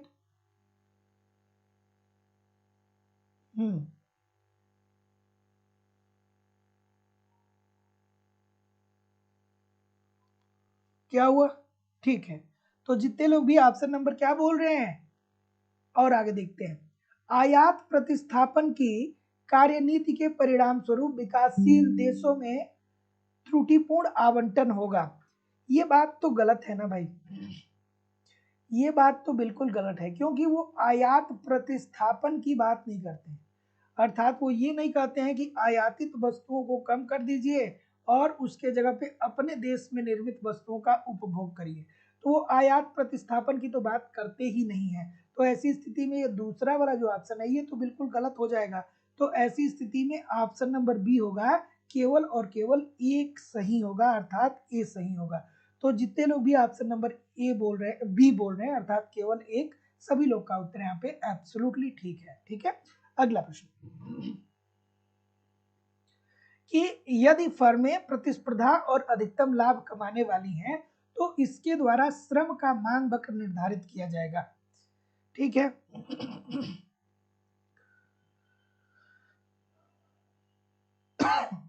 क्या उत्तर हो जाएगा? हाँ ठीक है, कि यदि फर्में प्रतिस्पर्धा और अधिकतम लाभ कमाने वाली होती हैं तो इनके द्वारा श्रम का मांग वक्र कैसे निर्धारित होगा। इजी सी बात है भाई, थोड़ा सा कॉमन सेंस लगाइए, आसान सा प्रश्न है, बच्चों वाला, बच्चों वाला प्रश्न है कि नहीं है। ये क्या बोल रहा है, ये फर्में प्रतिस्पर्धी हैं और अधिकतम लाभ कमाने वाली है। जब फर्में प्रतिस्पर्धी हैं तो इसका मतलब कि ये पूर्ण प्रतियोगिता की बात कर रहा है, और पूर्ण प्रतियोगिता के की प्रॉपर्टीज आप पढ़ते हैं तो यही तो देखते हैं ना कि पूर्ण प्रतियोगिता में बहुत सारे क्रेता होते हैं और बहुत सारे विक्रेता होते हैं, समरूप वस्तु का उत्पादन होता है, क्रेता और विक्रेता दोनों को बाजार का संपूर्ण ज्ञान होता है, वस्तु की प्रचलित कीमत क्या है या सेवा की का प्रचलित मजदूरी क्या है, ये सारी बातें सबको पता होती हैं। जैसे आप मान लीजिए आपको एक लेबर चाहिए, आपको एक श्रमिक चाहिए घर पे काम करने के लिए, तो जब आप मार्केट में जाएंगे तो वहां पे बहुत सारे श्रमिक होंगे, ठीक है, तो उन सभी श्रमिकों को ये पता है कि आज के समय में एक लेबर जो है उसकी मजदूरी 500 रुपए है, और एक जो मिस्त्री है अर्थात जो घर बनाने वाला है उसकी मजदूरी 800 रुपए है। तो आप किसी भी मजदूर को ऐसा नहीं कर सकते हैं कि हमारे घर चलो दिन भर काम करो हम तुमको 200 रुपए दे देंगे, ठीक है, कोई आएगा ही नहीं आपके घर पे, 500 रुपए आपको कम से कम देना ही पड़ेगा। इट मीन्स कि पूर्ण प्रतिस्पर्धा के अंतर्गत जो कीमत का निर्धारण हो, जो पूर्ण प्रतियोगिता के अंतर्गत श्रमिकों को जो मजदूरी दी जाती है वो श्रम के सीमांत उत्पादकता के बराबर उन्हें मजदूरी दी जाती है। तो जितने लोग भी बी बोल रहे हैं सभी लोग का उत्तर यहाँ पे बिल्कुल ठीक हो जाएगा। ठीक है, रोजगार के क्लासिकीय सिद्धांत के संबंध में कौन सा कथन सत्य नहीं है। ठीक है, देखिए दोस्तों, मैं जब भी आपको सेशन कराता हूं ना तो हर सेशन में कुछ नया अनुभव आपको मिलता होगा। जैसे कि आज के स्टार्टिंग के जो हमने सेशन कर जो क्वेश्चन कराए उसमें आपने देखा होगा कि प्रश्न तो वही है जो हम लोग बार बार पढ़ते हैं, लेकिन ऑप्शन चेंज थे, आज ऑप्शन चेंज था।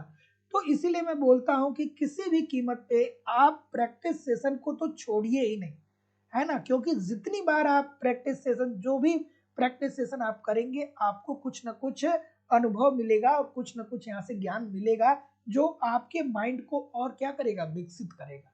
ठीक है, क्या उत्तर आ रहा है भैया, ए बोल रहे हैं, और कोई ए के अलावा, ए के अलावा कोई और है, कोई नहीं है, ए के अलावा कोई नहीं है, बिल्कुल ठीक है, कि यह बचत को रिसाव मानता है, यही बात गलत है क्या, एस इज इक्वल टू आई, हाँ ठीक है कोई दिक्कत नहीं है, एस इज इक्वल टू आई की तो बात होती है। ठीक है, और कोई,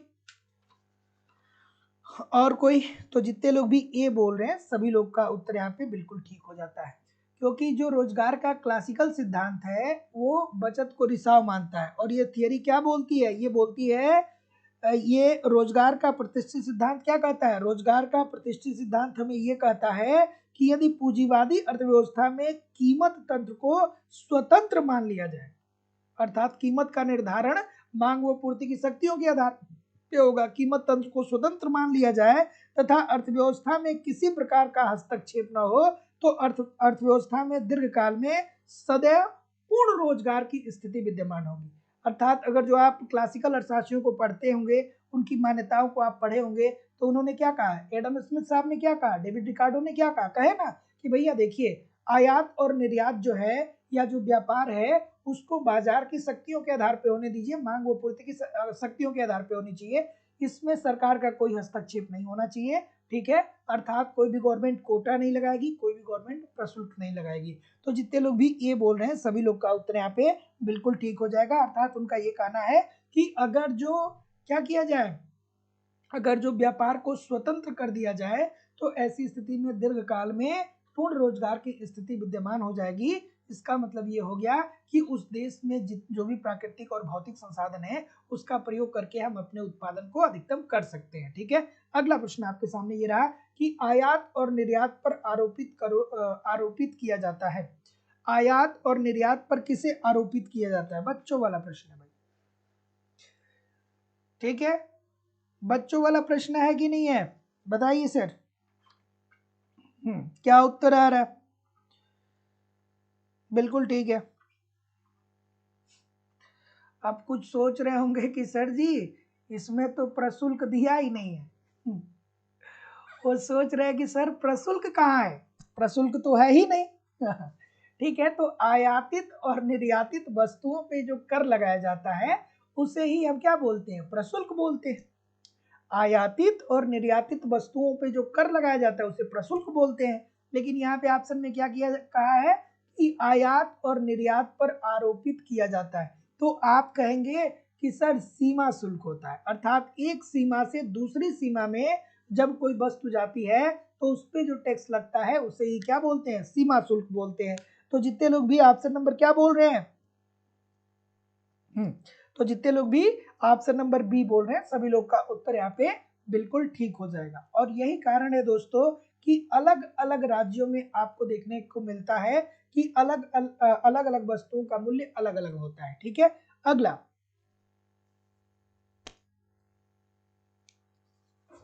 चलिए भाई, कौन घूमने चला गया, अमरेश यादव जी, धीरज पांडे जी, कुमारी जानवी जी, सदानंद मिश्रा जी, बताइए क्या मैटर है आपका, कौन घूमने चला गया, रोहित कुमार जी, सोनी शर्मा जी, भगवती जी, ठीक है, रत्नेश कुमार जी। भैया बेरोजगारी में घूमना भी अच्छा नहीं लगता है ना। तो जो भी बेरोजगार है भैया वो घूमने का माहौल थोड़ा सा ठंडा ही रखे, क्योंकि पता चले घूमने गए कहीं थोड़ा सा पैसा खर्च हो गया तो घूमने में जितना आपको आनंद की अनुभूति हुई उससे ज्यादा जो पैसा आपने खर्च कर दिया है, तो पैसा खर्च करने का कष्ट कहीं आनंद से, कष्ट की अनुभूति जो होगी वो आनंद से ज्यादा होगी, मतलब आनंद कम होगा और कष्ट ज्यादा होगा। तो ऐसी स्थिति में घूम करके आप क्या प्राप्त कर रहे हैं, आनंद की अनुभूति नहीं कर रहे हैं, आप कष्ट की प्राप्ति कर रहे हैं। और मैं बार बार बोलता हूँ कि देखिए जब तक आपकी स्थिति बेहतर नहीं हो जाती है, जब तक ठीक ठाक तरीके से आपकी इनकम नहीं होने लगती है, तब तक थोड़ा सा अपने आप को इन सारी चीजों से दूर रखिए, है ना भाई। कुछ दिनों की बात है, कुछ महीनों की बात है, चलो कुछ सालों की बात है, गुजर जाएगा भाई, ये दिन भी गुजर जाएगा, ठीक है। ईमानदारी से लगे रहिए, प्रैक्टिस करते रहिए, सब कुछ ठीक होने वाला है। क्या उत्तर आ रहा है भाई, बी बोल रहे हैं। पांचवी पंचवर्षीय योजना, तो भारत की किस पंचवर्षीय योजना में निर्देशात्मक आयोजन के विचार को पहली बार अपनाया गया, क्या बोल रहे हैं भाई, आठवीं पंचवर्षीय योजना।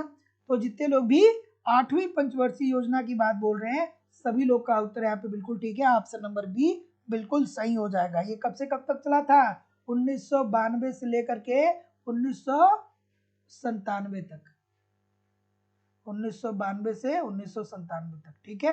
तो जितने लोग भी ऑप्शन नंबर डी बोल रहे हैं बिल्कुल ठीक है, और ये जॉन मूलर मॉडल पे आधारित था, ठीक है।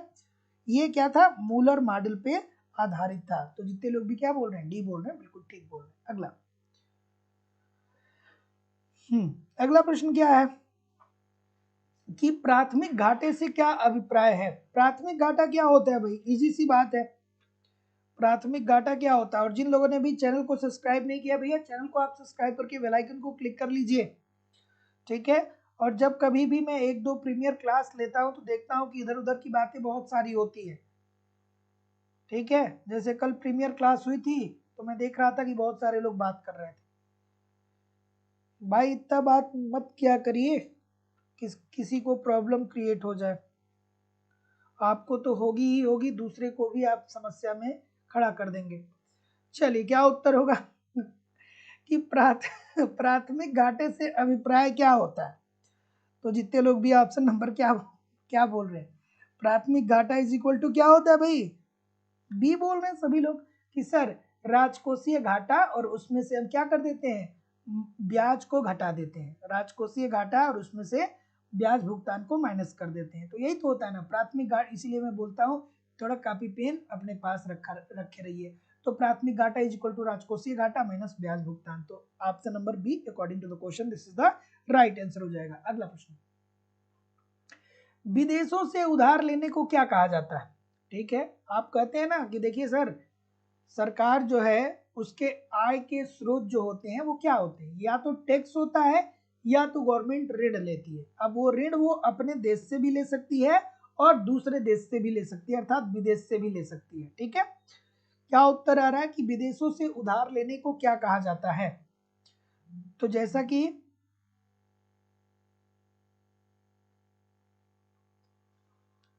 एक सेकेंड,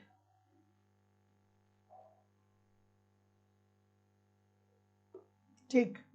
और जो लोग भी दोस्तों एडमिशन ले रहे हैं, आप बस यहाँ पे इस नंबर पे व्हाट्सएप मैसेज कर दीजिए। अभी जस्ट 5 मिनट के अंदर आपको बैच में ऐड कर दिया जाएगा। तो आप निश्चिंत रहिए कि विदेशों से उधार लेने को क्या कहा जाता है। तो ऑप्शन नंबर सी सभी लोग बोल रहे हैं क्या? सभी लोग सी बोल रहे हैं। तो जितने लोग भी सी बोल रहे हैं कि सर ये पूंजीगत प्राप्ति है, जैसे कि मैं बार बार आपको बताता हूँ कि गवर्नमेंट का क्या होता है, गवर्नमेंट जो होता है वो आय प्राप्त करता है और आय प्राप्त करने के बाद गवर्नमेंट व्यय करता है। तो जो आय प्राप्त करता है वो या तो कर लगाता है, टैक्स लगाता है हमारे और आपके ऊपर कर लगाता है, या वो ऋण लेता है, या तो वो आंतरिक ऋण ले लेगा या विदेशों से ऋण ले लेगा। तो ये जो ऋण है वो क्यों लेता है? क्योंकि गवर्नमेंट को आय प्राप्त हो, अर्थात पूंजी प्राप्त हो। गवर्नमेंट को जब पूंजी प्राप्त होगा तो वो अर्थव्यवस्था में व्यय करेगा, जिससे उत्पादन का स्तर क्या होगा, बेहतर होगा। तो जितने लोग भी ऑप्शन नंबर सी बोल रहे हैं बिल्कुल ठीक बोल रहे हैं। अगला, कि क्षमता अधिक्य की अवधारणा किससे संबंधित है? सर यूपी पीजीटी का एग्जाम कब तक होगा भैया? कभी भी डेट जो है, मैं आप लोगों को ये बात ठीक तरीके से बता दे रहा हूं कि डेट जो है वो जिस तरीके से आप लोग का फॉर्म आया था कि किसी को उम्मीद नहीं थी और फॉर्म आ गया था, उसी तरीके से हो सकता है कि एग्जाम का डेट भी आ जाए और आपको उम्मीद भी ना हो। ठीक है, उसके बाद बहुत सारे लोग मार्केट में उतर जाएंगे और प्रोटेस्ट करने लगेंगे, कहेंगे कि हमको 60 दिन का समय दीजिए। तो अभी आपके पास समय है, जो लोग भी पढ़ रहे हैं अभी आपके पास समय है, तो अपने समय को यूटिलाइज करिए और अपने पढ़ाई पर ध्यान दीजिए। ठीक है, और मैं श्योर बता रहा हूँ दोस्तों, श्योरिटी के साथ बोल रहा हूँ कि जिस तरीके से आपका फॉर्म आया था, ठीक है, किसी को उम्मीद नहीं थी, उसी तरीके से आपका एग्जाम डेट भी आएगा, किसी को उम्मीद नहीं होगी। तो ये आप लगे रहिए, मेहनत करते रहिए। ठीक है यार, जिंदगी के इतने साल बीत गए, 2-4 महीने और बीत जाएंगे तो क्या हो जाएगा, लेकिन लगे रहेंगे तो बाद में आपको सफलता मिल जाएगी, तो जिंदगी एक नई दिशा ले लेगी, है ना। अगला प्रश्न, क्या उत्तर होगा भाई कि क्षमता आधिक्य की अवधारणा किससे संबंधित है? तो जैसा कि मैं देख पा रहा हूं, क्या उत्तर आ रहा है, क्षमता आधिक्य का, तो ठीक है, क्षमता आधिक्य की अवधारणा किससे जुड़ी हुई है? तो जितने लोग भी क्या बोल रहे हैं, डी बोल रहे हैं, डी बोल रहे हैं। तो जितने लोग भी डी बोल रहे हैं बिल्कुल ठीक बोल रहे हैं।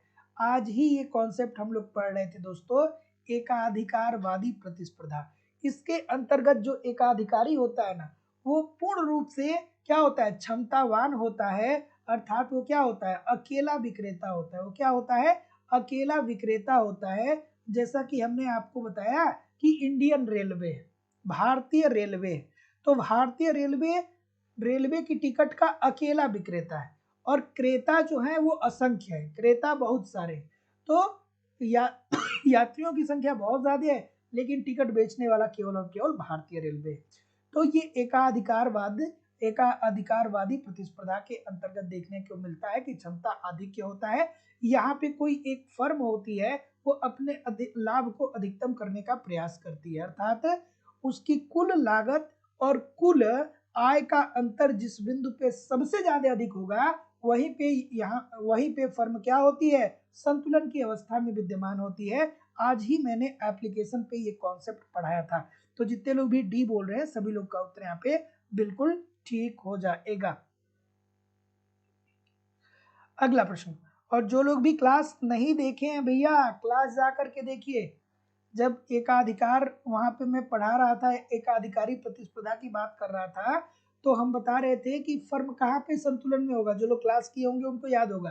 तो हमने बताया कि यहाँ पे फर्म के संतुलन की स्थिति को जानने के दो तरीके हैं। तो पहला जो तरीका था वो कुल आय और कुल लागत विधि थी, जिसके अंतर्गत मैंने बताया था कि जहाँ पे कुल आय और कुल लागत अधिकतम होगी वहीं पे फर्म संतुलन की स्थिति में होगा, क्योंकि लाभ वहीं पे अधिकतम मिलेगा। ठीक है, तो इस सारी बातों को आपको ध्यान में रखना है, रिवाइज करते हुए चलना है। ठीक है,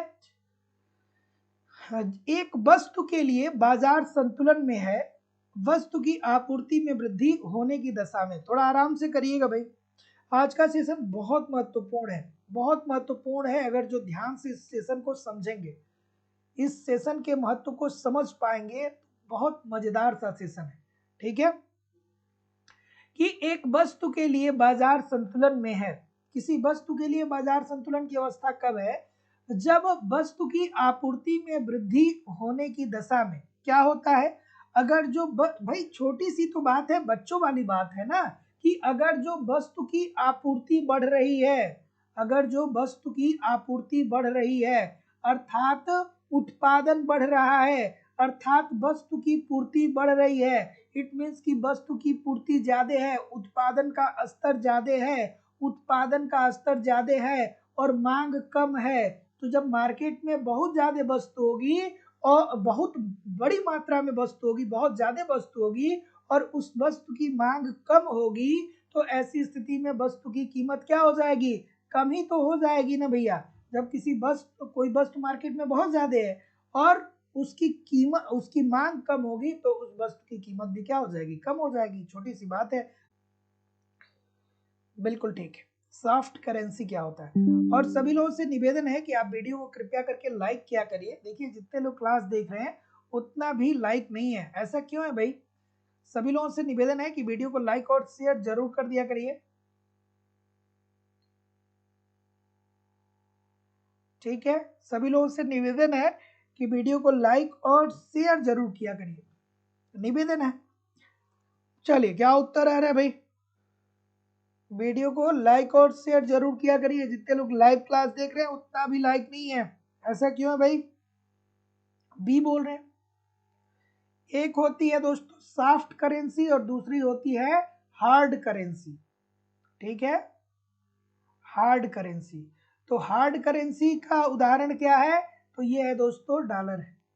ठीक है, देखिए पहले सॉफ्ट करेंसी की बात करें, जिसे हम क्या बोलते हैं, जिसे हम लोग मुलायम मुद्रा बोलते हैं। इसे क्या बोलते हैं, मुलायम मुद्रा भी बोलते हैं। तो मुलायम मुद्रा क्या होता है कि पूर्ति अंतरराष्ट्रीय बाजार में इसकी मांग से अधिक होती है। अर्थात जब मुलायम मुद्रा या सॉफ्ट करेंसी का मतलब ये है कि अंतरराष्ट्रीय बाजार में इस मुद्रा की मांग कम है लेकिन इसकी पूर्ति बहुत ज्यादा है। ठीक है, और वहीं हार्ड करेंसी जिसे कठोर मुद्रा कहा जाता है, जिसे कठोर मुद्रा कहा जाता है, अंतरराष्ट्रीय बाजार में इसकी मांग ज्यादा होती है लेकिन इसकी पूर्ति कम होती है। ठीक है, तो इस बात को समझिएगा कि भैया मुलायम मुद्रा किसे कहते हैं, कठोर मुद्रा किसे कहते हैं। कठोर मुद्रा को हार्ड करेंसी कहा जाता है। तो कठोर मुद्रा का मतलब क्या होता है कि अंतरराष्ट्रीय बाजार में इसकी डिमांड बहुत ज्यादा है, बहुत सारे लोग इसकी मांग कर रहे हैं लेकिन उतनी पूर्ति इसकी नहीं हो पा रही। जैसे कि आप डॉलर देखते हैं, डॉलर बहुत मजबूत है। ठीक है, और मुलायम मुद्रा का मतलब क्या हो गया कि अंतरराष्ट्रीय बाजार में इसकी मांग बहुत कम है लेकिन इसकी पूर्ति बहुत ज्यादा है, तो उसे हम सॉफ्ट करेंसी या मुलायम मुद्रा बोलेंगे। अगला प्रश्न, A.W. फिलिप्स का मजदूरी मुद्रास्फीति एवं बेरोजगारी अंतर संबंध आधारित है। बिल्कुल ठीक है। राजन सिंह जी, कौन सा पूर्ति वाले प्रश्न की आप बात कर रहे हैं? ठीक है, चलिए, बिल्कुल ठीक है। क्या उत्तर आ रहा है? बी आ रहा है क्या? और कोई? कि डब्ल्यू फिलिप्स द्वारा मजदूरी, मुद्रास्फीति एवं बेरोजगारी में अंतर संबंध स्थापित है। अब तो ये बार बार आप पढ़ते हैं कि विपरीत संबंध होता है, लेकिन यहाँ पे प्रश्न जो है वो किस तरीके से दे दिया है? अलग तरीके से दे दिया है कि नहीं है? तो क्या उत्तर आ रहा है भाई? तो जैसा कि मैं देख पा रहा हूँ, क्या बोल रहे हैं? बी बोल रहे हैं। तो जितने लोग भी बी बोल रहे हैं कि अनुकूलक अपेक्षा परिकल्पना पर आधारित है, तो जितने लोग भी बी बोल रहे हैं बिल्कुल ठीक बोल रहे हैं। इन्होंने क्या कहा था? इन्होंने कहा था कि मुद्रास्फीति और बेरोजगारी में विपरीत संबंध होता है। अर्थात अर्थव्यवस्था में मुद्रास्फीति बढ़ रही है, अर्थात क्या हो रहा है? मुद्रास्फीति तभी तो बढ़ रही है जब वस्तु की मांग भी बढ़ रही है और वस्तु की पूर्ति भी बढ़ रही है। तो वस्तु की पूर्ति बढ़ रही है, इसका मतलब कि उत्पादन ज्यादा हो रहा है, और जब उत्पादन ज्यादा हो रहा है तो इसका मतलब कि श्रमिकों की संख्या भी उत्पादन में ज्यादा लग रही है। तो ऐसी स्थिति में क्या होगा कि श्रमिक जब ज्यादा उत्पादन में लगे रहेंगे तो बेरोजगारी कम होगा। तो अगर जो अर्थव्यवस्था में मुद्रास्फीति की स्थिति विद्यमान है, अर्थात मांग व पूर्ति क्रियाशील है, वस्तुओं की कीमतों में वृद्धि हो रही है, तो वस्तु की कीमत में वृद्धि होने का यही रीजन है कि लोग अपनी क्रय शक्ति को बढ़ा रहे हैं, और क्रय शक्ति को लोग अपने बढ़ा रहे हैं तो अपने मांग में वृद्धि कर रहे हैं। मांग में क्यों वृद्धि कर रहे हैं? वो इसलिए कर रहे हैं कि उनके पास पैसा है। तो पैसा क्यों है? क्योंकि उत्पादन का भी स्तर बढ़ रहा है, पूर्ति भी बढ़ रही है। तो जो श्रमिक उत्पादन कर रहा है वो क्या हो रहा है कि बेरोजगारी की दशा से वो दूर हो रहा है। तो मुद्रास्फीति और बेरोजगारी के मध्य वो यही तो संबंध बताते हैं। वहीं अगर जो अर्थव्यवस्था में मुद्रास्फीति में कमी आए, अर्थात अर्थव्यवस्था मंदी की स्थिति में जाएगी, तो बेरोजगारी में क्या आ जाएगा? वृद्धि हो जाएगा। क्योंकि भैया अर्थव्यवस्था में मुद्रास्फीति की दर कम होगी तो मांग व पूर्ति का स्तर नीचे आएगा, मांग व पूर्ति का स्तर नीचे आएगा तो उत्पादन कम होगा, उत्पादन कम होगा तो बहुत सारे लोग क्या हो जाएंगे? बेरोजगार हो जाएंगे। तो ऐसी स्थिति में अनुकूलक अपेक्षा परिकल्पना पे आधारित है। अगला प्रश्न कि सार्वजनिक क्षेत्र में निम्नलिखित में से कौन सा बैंक सबसे पुराना है? सार्वजनिक क्षेत्र में निम्नलिखित में से कौन सा बैंक सबसे पुराना है? और जो लोग भी बिहार से ये क्लास देख रहे हैं, इस क्लास को एक दो बार जरूर देखिएगा, और ठीक है, दोबारा भी इस क्लास को देखिएगा। ठीक है, चलिए, मीना शुक्ला जी, रीता कश्यप जी, धीरज पांडे जी, रत्नेश कुमार जी, अरबिया जी, ठीक है, लाल बहादुर जी, मीनू यादव जी, कुमारी जानवी जी, ठीक है, राजन सिंह जी, तस्नीम खान जी, अभी चौधरी जी, संजय कुमार जी, सुमन शर्मा जी, हर्षु मिश्रा जी, नसीम फातिमा जी, ललिता साके जी, ममता कुमारी जी, ठीक है, रीता कश्यप जी, अफजल हसन जी, अमरीश यादव जी, हर्षु मिश्रा जी। चलिए ठीक है, क्या उत्तर आ रहा है भाई? सभी लोगों से निवेदन है कि आप वीडियो को लाइक और शेयर जरूर कर दिया करिए। क्या उत्तर आ रहा है?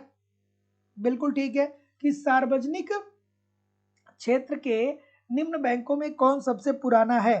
तो जैसा कि मैं देख पा रहा हूं, क्या उत्तर आ रहा है? बी बोल रहे हैं, इलाहाबाद बैंक जो है वो सार्वजनिक क्षेत्र में सबसे पुराना है। तो जितने लोग भी बी बोल रहे हैं सभी लोग का उत्तर बिल्कुल ठीक हो जाएगा। और इसकी जो स्थापना हुई थी वो 1865 में हुई थी। तो याद रखिएगा कि सार्वजनिक क्षेत्र में निम्नलिखित में से कौन सा बैंक सबसे पुराना है? वो है इलाहाबाद बैंक, और इसकी जो स्थापना होती है वो होती है 1865 में। तो जितने लोग भी बी बोल रहे हैं सभी लोग का उत्तर बिल्कुल ठीक है। अगला कि रिजर्व बैंक ऑफ इंडिया अधिनियम किस वर्ष पारित हुआ? One of the most confusion create करने वाला ये क्वेश्चन है। ठीक है, ये बहुत कंफ्यूजन क्रिएट करने वाला प्रश्न है। ठीक है, और दोस्तों लाइव स्टडी इलाहाबाद के मोबाइल एप्लीकेशन पे आपकी इकोनॉमिक्स की दूसरी क्लास हो रही है। वहां पे दोस्तों अब प्रत्येक दिन 2 घंटे की क्लास ली जाएगी। आपको अलग अलग बैच देखने को मिलेंगे। उत्तर प्रदेश का अलग बैच है, बिहार का अलग बैच है, झारखंड का अलग बैच है, सारे बैचेज अलग अलग हैं। आपको कंप्लीट वहाँ पे इकोनॉमिक्स के कॉन्सेप्ट पढ़ाए जा रहे हैं एक रणनीति के तहत। फिर कॉन्सेप्ट आप पढ़ते रहिए, फिर आपको वहाँ पे नोट्स भी दिए जा रहे हैं ताकि आप रिवीजन करते रहिए। टेस्ट सीरीज दिए जा रहे हैं ताकि आप प्रैक्टिस करते रहिए। प्रीवियस ईयर के क्वेश्चन पेपर और करंट सब कुछ प्रोवाइड किया जा रहा है। आप ईमानदारी से एप्लीकेशन पे इनको फॉलो करते रहेंगे, यूट्यूब पे प्रैक्टिस करते रहेंगे, तो आपको कहीं भी कोई समस्या नहीं होने वाली है। और लाइफ टाइम की वैलिडिटी आपको दी जा रही है। इट मींस एक बार कोर्स परचेज करते हैं तो आगे आने वाली जितनी भी वैकेंसी है, जब भी नया बैच प्रारंभ होगा, आपको ऑटोमेटिक वहाँ पे ऐड कर दिया जाएगा। आपको अलग से फीस पेमेंट करने की जरूरत नहीं होने वाली है। और जो लोग भी बिहार से जुड़े हैं, तो बिहार का बिल्कुल नया बैच प्रारंभ हुआ है बिहार टीजीटी पीजीटी को टारगेट करते हुए, क्योंकि आपकी परीक्षा जल्दी ही है। तो ऐसी स्थिति में कल दोपहर 11 बजे से इंडियन इकोनॉमी और 12 बजे से इंडियन इकोनॉमी को छोड़ करके जितने भी टॉपिक बिहार टीजीटी पीजीटी में पूछे, जो भी सेक्शन है, उन सेक्शन को 12 बजे से देखा जाएगा। और इंडियन इकोनॉमी के लिए एक स्पेशल क्लास 11 से 12 या थोड़ी सी उससे ज़्यादा भी हो सकती है। तो जो लोग भी बिहार से हैं, एडमिशन लिए हैं या एडमिशन लेने वाले हैं, कल से जरूर ज्वाइन करिएगा। एडमिशन ओपन है। एडमिशन की फीस केवल और केवल 2000 रुपये है। आपको अपनी फीस इस नंबर पे पेमेंट करनी होगी, गूगल पे, फोन पे या पेटीएम के माध्यम से, और उसका स्क्रीनशॉट आपको इसी व्हाट्सएप नंबर पे सेंड करना होगा। किसी भी इंक्वायरी के लिए नीचे दिए गए नंबर पे कॉल कर सकते हैं या व्हाट्सएप मैसेज कर सकते हैं। डिस्क्रिप्शन बॉक्स में जाकर के एप्लीकेशन को डाउनलोड करके और डायरेक्ट भी कोर्स को परचेज कर सकते हैं। तो क्या उत्तर आ रहा है भाई? क्या उत्तर आ रहा है? क्या उत्तर आ रहा है? तो जितने लोग भी क्या बोल रहे हैं, ये बोल रहे हैं, सभी लोग का उत्तर क्या ठीक है? ये क्या पूछ रहा है? ये अधिनियम की बात बोल रहा है भैया। रिजर्व बैंक ऑफ इंडिया अधिनियम जो है वो आया था 1934 में, और आरबीआई की जो स्थापना हुई थी वो हुई थी 65 में, और जो राष्ट्रीयकरण हुआ था वो हुआ था 49 में। इस बात को समझिए। कितने सारे लोग इस प्रश्न को गलत कर रहे हैं। आरबीआई एक्ट कब आया था? आरबीआई एक्ट जो आया था भैया वो 34 में आया था। 1934 में आरबीआई एक्ट आया था, और इसी आरबीआई एक्ट के द्वारा 1935 में आरबीआई की क्या होती है? स्थापना होती है। ठीक है। और क्या होता है कि इसका राष्ट्रीयकरण जो होता है वो 49 में होता है। इसीलिए मैं बोला हूं कि ये बहुत कंफ्यूजन क्रिएट करने वाला प्रश्न है। और देखिए, मैक्सिमम लोग ए बोले हैं, केवल एक या दो लोग ऐसे हैं जो बी ऑप्शन बोले हैं। मैक्सिमम लोग जो हैं वो ए बोले हैं। तो याद रखिएगा भैया कि जो आरबीआई एक्ट है ये कब आया था? रिजर्व बैंक ऑफ इंडिया अधिनियम कब आया था? ये आया था 1934 में, और इसी एक्ट के तहत 1935 में आरबीआई जो है वो प्रकाश में आया। ठीक है, यानी आरबीआई की स्थापना हुई, और इसका राष्ट्रीयकरण जो होता है वो 49 में हो जाता है। तो जितने लोग भी ऑप्शन नंबर क्या बोल रहे हैं, ए बोल रहे हैं, सभी लोग का उत्तर यहाँ पे बिल्कुल ठीक हो जाएगा। किसी को कोई समस्या? ठीक है, किसी को कोई समस्या तो नहीं है? बिल्कुल नहीं है। अगला प्रश्न, चलिए, बिल्कुल ठीक है, बिल्कुल ठीक है, बिल्कुल, कि किसी दिए गए वर्ष में उत्पादक संसाधनों के मालिकों द्वारा जो कुल आय अर्जित करता है उसे हम कैसे मापते हैं? बताइए भाई। चलिए बताइए। ऋषिकेश कुमार जी, मोहम्मद ताहिर खान जी, तस्नीम खान जी, ठीक है, ललिता साक्य जी, लाल बहादुर जी, अफजल हसन जी। चलिए सभी लोग बताइए कमेंट करके, तेजी से उत्तर आ रहा है। क्या उत्तर आ रहा है? बी बोल रहे हैं राष्ट्रीय आय। राष्ट्रीय आय राष्ट्रीय आय होगा। ठीक है। तो दोस्तों बिल्कुल इजी सी बात है। राष्ट्रीय आय क्या होता है? किसी एक वित्तीय वर्ष में उस देश में उत्पादित सभी वस्तुओं और सेवाओं के कुल मौद्रिक मूल्य को ही उस देश की राष्ट्रीय आय बोलते हैं। यही तो होता है ना, यही तो होता है ना, कि एक वित्तीय वर्ष में, किसी एक वर्ष में उस देश में समस्त समस्त वस्तुओं और सेवाओं के कुल मौद्रिक मूल्य को उस देश की राष्ट्रीय आय बोला जाता है। वही तो ये कह रहा है। और यहाँ पे पीगू साहब की भी आपको याद आ जानी चाहिए। पीगू साहब ने क्या कहा था? कौन सा स्टेटमेंट दिया था कि राष्ट्रीय आय की गणना करते समय हमें उन्हीं वस्तुओं को सम्मिलित करना चाहिए जिन वस्तुओं का मौद्रिक माप संभव है, अर्थात जिन वस्तुओं को मुद्रा रूपी पैमाने में माप सकते हैं उसी को राष्ट्रीय आय की गणना करते समय शामिल करना चाहिए। पीगू साहब का कहना था। ये सारी चीजें आपको याद आनी चाहिए भाई, याद आनी चाहिए। अगला प्रश्न, कि दो वस्तुओं की विनिमय दर आवश्यक रूप से इन मुद्राओं की आंतरिक क्रय शक्ति के भागफल पर निर्भर करता है। ये स्टेटमेंट किस अर्थशास्त्री का है? चलिए भाई बताइए। और किसी को भी कोई भी समस्या हो, चाहे वो बिहार के बैच में जुड़ा हो, उत्तर प्रदेश के बैच में जुड़ा हो, किसी को भी कोई समस्या हो तो ये नंबर आपके लिए ही दिया जा रहा है। इस नंबर पे आप जरूर कॉल करिए। या व्हाट्सएप मैसेज करिए। जब आप ऑनलाइन कोर्स को अगर जो परचेज कर ले रहे हैं एप्लीकेशन को डाउनलोड करके, तो कोर्स परचेज करने के बाद आप मुझे एक बार कॉल भी कर लीजिए, क्योंकि आपको एक अलग बैच में भी वहाँ पे ऐड करना पड़ता है। बहुत सारे लोग कोर्स परचेज कर लेते हैं ऑनलाइन, उसके बाद कॉल ही नहीं करते। तो ऐसा नहीं करना है। कहीं भी कोई चीज़ें आपको नहीं समझ में आ रही है, कोई भी दिक्कत हो रही है, तो आप मुझे तुरंत कॉल करिए। मैं अपना नंबर आप लोगों को इसीलिए दिया हूँ। ठीक है, क्या उत्तर आ रहा है? बी बोल रहे हैं सभी लोग। बी के अलावा कोई और नहीं है? बी के अलावा कोई और नहीं है? बिल्कुल ठीक है, बिल्कुल ठीक है। और कोई? चलिए, तो जितने लोग भी क्या बोल रहे हैं, बी बोल रहे हैं। थोड़ा आराम से, गलती बहुत सारी हो रही है, बहुत सारी गलतियां हो रही हैं। तो जितने लोग भी बी बोल रहे हैं, सभी लोग का उत्तर बिल्कुल ठीक है। किसने बोला था भाई? ये वुडस्टॉक कैसल साहब ने बोला था। क्या कहा था? कि दो मुद्राओं की विनिमय दर आवश्यक रूप से इन मुद्राओं की आंतरिक क्रय शक्ति के भागफल पर निर्भर करता है। अर्थात दो देशों के मध्य विनिमय दर का निर्धारण कैसे होगा, ये बात कैसल साहब ने बताया था और कहा था कि ये आंतरिक क्रय शक्ति के भागफल पर निर्भर करता है। ठीक है, जैसे हम कहते हैं ना कि 80 रुपए हम देंगे तो उससे $1 हमें मिलेगा, अर्थात हम अपनी 80 यूनिट देंगे तो वो हमको 1 यूनिट देंगे। ठीक है, और ये किस पे निर्भर करता है? आंतरिक क्रय शक्ति के भागफल पर निर्भर करता है। तो जितने लोग भी आपसे नंबर बी बोल रहे हैं, ठीक बोल रहे हैं। अगला प्रश्न,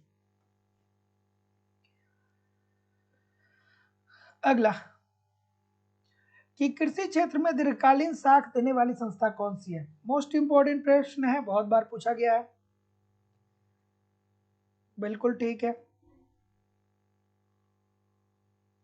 और देखिए, जो लोग भी ये कमेंट बॉक्स में बदमाशियां कर रहे हैं ना, जब आप ब्लॉक हो जाएंगे ना, फिर आप हमको फोन करेंगे कि सर हमको ब्लॉक क्यों कर दिया गया। ठीक है, तो इस बात को आप ध्यान में रखिए कि कोई भी काम ऐसा ना करिए कि आपको ब्लॉक कर दिया जाए। आप लोग आपस में बात करेंगे, फिर आपस में ही विवाद करेंगे और फिर मुझे ब्लॉक करना पड़ेगा। और जब मुझे ब्लॉक करना पड़ेगा, फिर आप मुझे फोन करेंगे कि सर हम ब्लॉक हो गए हैं, टेक्निकल टीम से कह दीजिए अनब्लॉक कर दे। तो ऐसा कोई काम ना करिए कि आपको ये नौबत झेलनी पड़े। पढ़ने आए हैं, पढ़िए। बहुत सारे लोग जिंदगी में इसलिए असफल हो जाते हैं, उनके पास टैलेंट भी बहुत अच्छा होता है, उनके पास दिमाग भी बहुत अच्छा होता है ना, लेकिन दिक्कत क्या होती है कि वो कुछ ज्यादा ही चंचलता लिए रहते हैं अपने अंदर। कुछ ज्यादा ही उनका दिमाग क्या होता है, एक्टिव होता है। इधर की भी बात कर ले, उधर की भी बात कर ले, ये भी कर ले, वो भी कर ले। वो अपने अंदर स्थिरता नहीं ला पाते। तो अगर जो आप अपने अंदर स्थिरता नहीं ला पा रहे हैं, तो इस बात को आप समझ लीजिए कि आपको स्थिरता लाने की जरूरत है। जब तक अपने अंदर स्थिरता नहीं लाएंगे, तब तक आप अपनी क्षमता का पूर्ण रूप से प्रयोग नहीं कर पाएंगे। तो स्टेबिलिटी जरूरी होती है ना। नहीं तो इधर उधर आप कितने भी बड़े टैलेंटेड हैं, लेकिन ऐसे काम होगा नहीं। ठीक है, इस बात को समझिए। अगला प्रश्न कि कृषि क्षेत्र में दीर्घकालीन साख देने वाली संस्था है। जैसे बहुत सारे लोग ऐसे होंगे आपके भी जीवन में जो हाई स्कूल टॉपर था, इंटर टॉपर था और आज सब्जी की दुकान लगा रहा है। तो हो सकता है कि उसकी परिस्थिति जो है वो वही अलाउ करती है, लेकिन ये भी हो सकता है कि वो उस टाइम तो पढ़ने में बहुत बेहतर था, लेकिन जब उसको ये पता चल गया कि हम पढ़ने में बहुत अच्छे हैं, तो जब ग्रेजुएशन करने गया तो बहुत ही ज्यादा इस चीज को क्या कर लिया, वो साधारण ले लिया, ग्रेजुएशन में जाके फेल हो गया।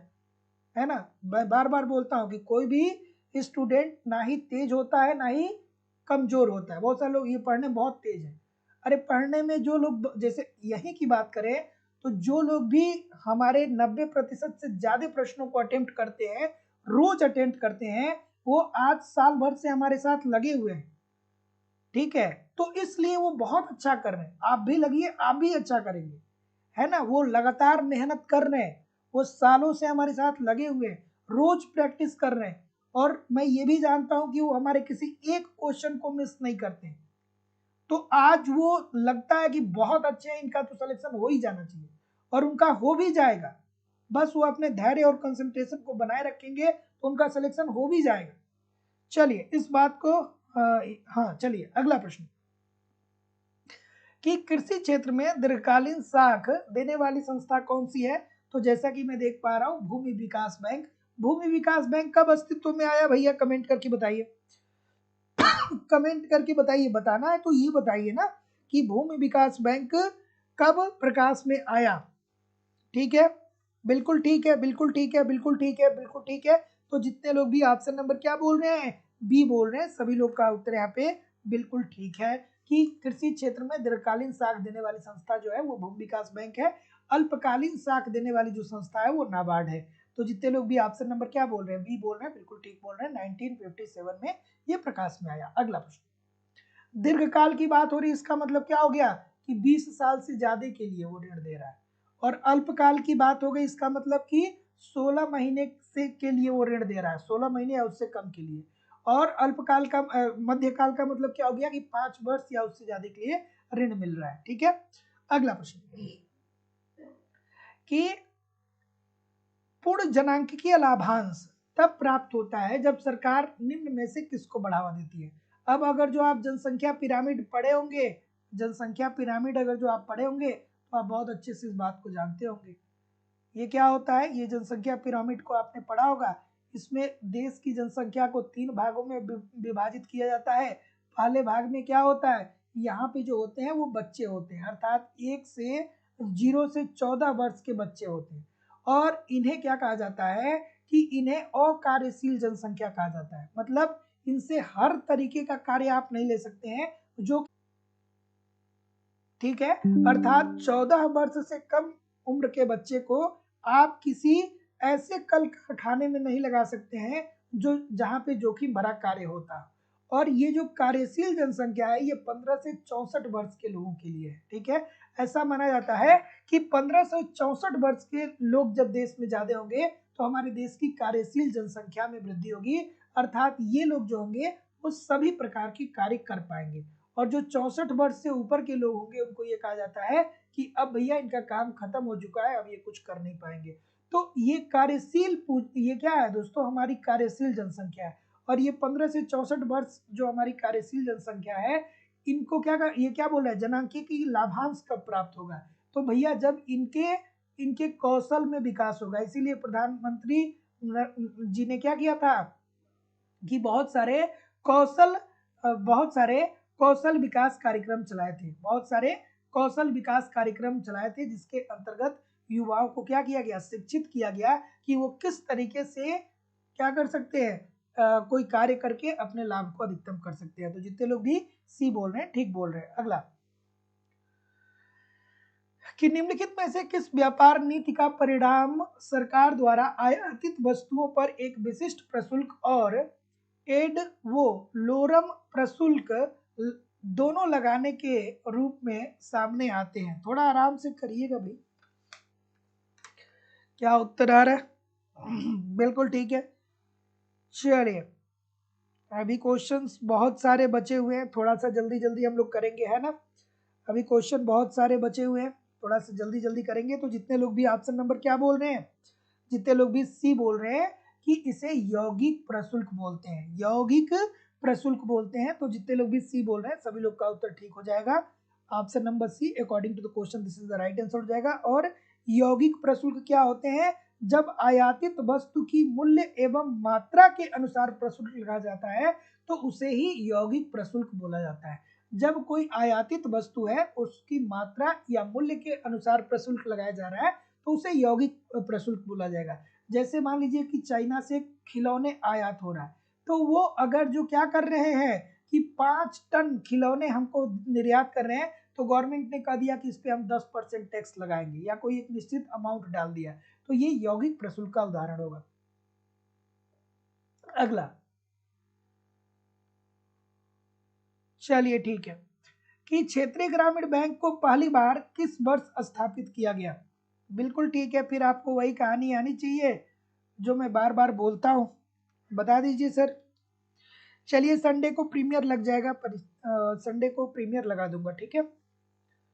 तो जैसा कि मैं देख पा रहा हूँ क्षेत्रीय ग्रामीण बैंक बोल रहे हैं, क्षेत्रीय ग्रामीण बैंक पहली बार कब अस्तित्व में आया, 1975 में आया। जल्दी जल्दी देख लीजिए, 1969 में क्या होता है, 14 बैंकों का राष्ट्रीयकरण होता है। क्यों 14 बैंकों का राष्ट्रीयकरण होता है, क्योंकि गवर्नमेंट को कृषि क्षेत्र में अर्थात प्राथमिक क्षेत्र में विकास करना था और ये जो 14 बैंक थे वो एकाधिकार के रूप में कार्य कर रहे थे, अर्थात ये ऋण उद्योगों को तो दे रहे थे लेकिन कृषकों को ये ऋण नहीं दे रहे थे, क्योंकि इनका ये मानना था कि हम कृषकों को ऋण देंगे, कृषक की अगर जो किसान की फसल अच्छी नहीं होगी तो खेती क्या हो जाएगी, उसकी अगर जो खराब हो जाएगी तो हमको ऋण कहाँ से वापस कर पाएगा। तो ये जो 14 बैंक थे वो एकाधिकारी के रूप में केवल उद्योगों को ऋण दे रहे थे। अब सरकार ने देखा कि अगर जो ये केवल उद्योग को ऋण देगा तो हमारा कृषि तो पिछड़ जाएगा। तो ऐसी स्थिति में 1969 में 14 बैंकों का गवर्नमेंट ने राष्ट्रीयकरण कर दिया, और जब राष्ट्रीयकरण हो गया तो इनकी मजबूरी हो गई कि कृषि क्षेत्र में ये साख को प्रदान करेंगे, और उसके बाद क्षेत्रीय ग्रामीण बैंक की स्थापना होती है 1975 में। अगला कि ये बैंक आरबीआई अधिनियम, जैसे अब देखिए वही आरबीआई अधिनियम आ गया जो अभी पूछा था, मैक्सिमम लोग गलत किए थे। आरबीआई अधिनियम 1934 की दूसरी अनुसूची में प्रविष्ट है, जिनकी भुगतान की गई पूंजी और समग्र आरक्षित का मान 5 लाख से कम नहीं है, ये आरबीआई को संतुष्ट करते हैं, उसके कार्यों से जमाकर्ताओं के हित साधे जाते हैं। इस प्रकार कौन से बैंक यहाँ संदर्भित हैं? ठीक है, ये प्रश्न हमें लग रहा है कि पीजीटी 2016 में शायद पूछा गया था क्या।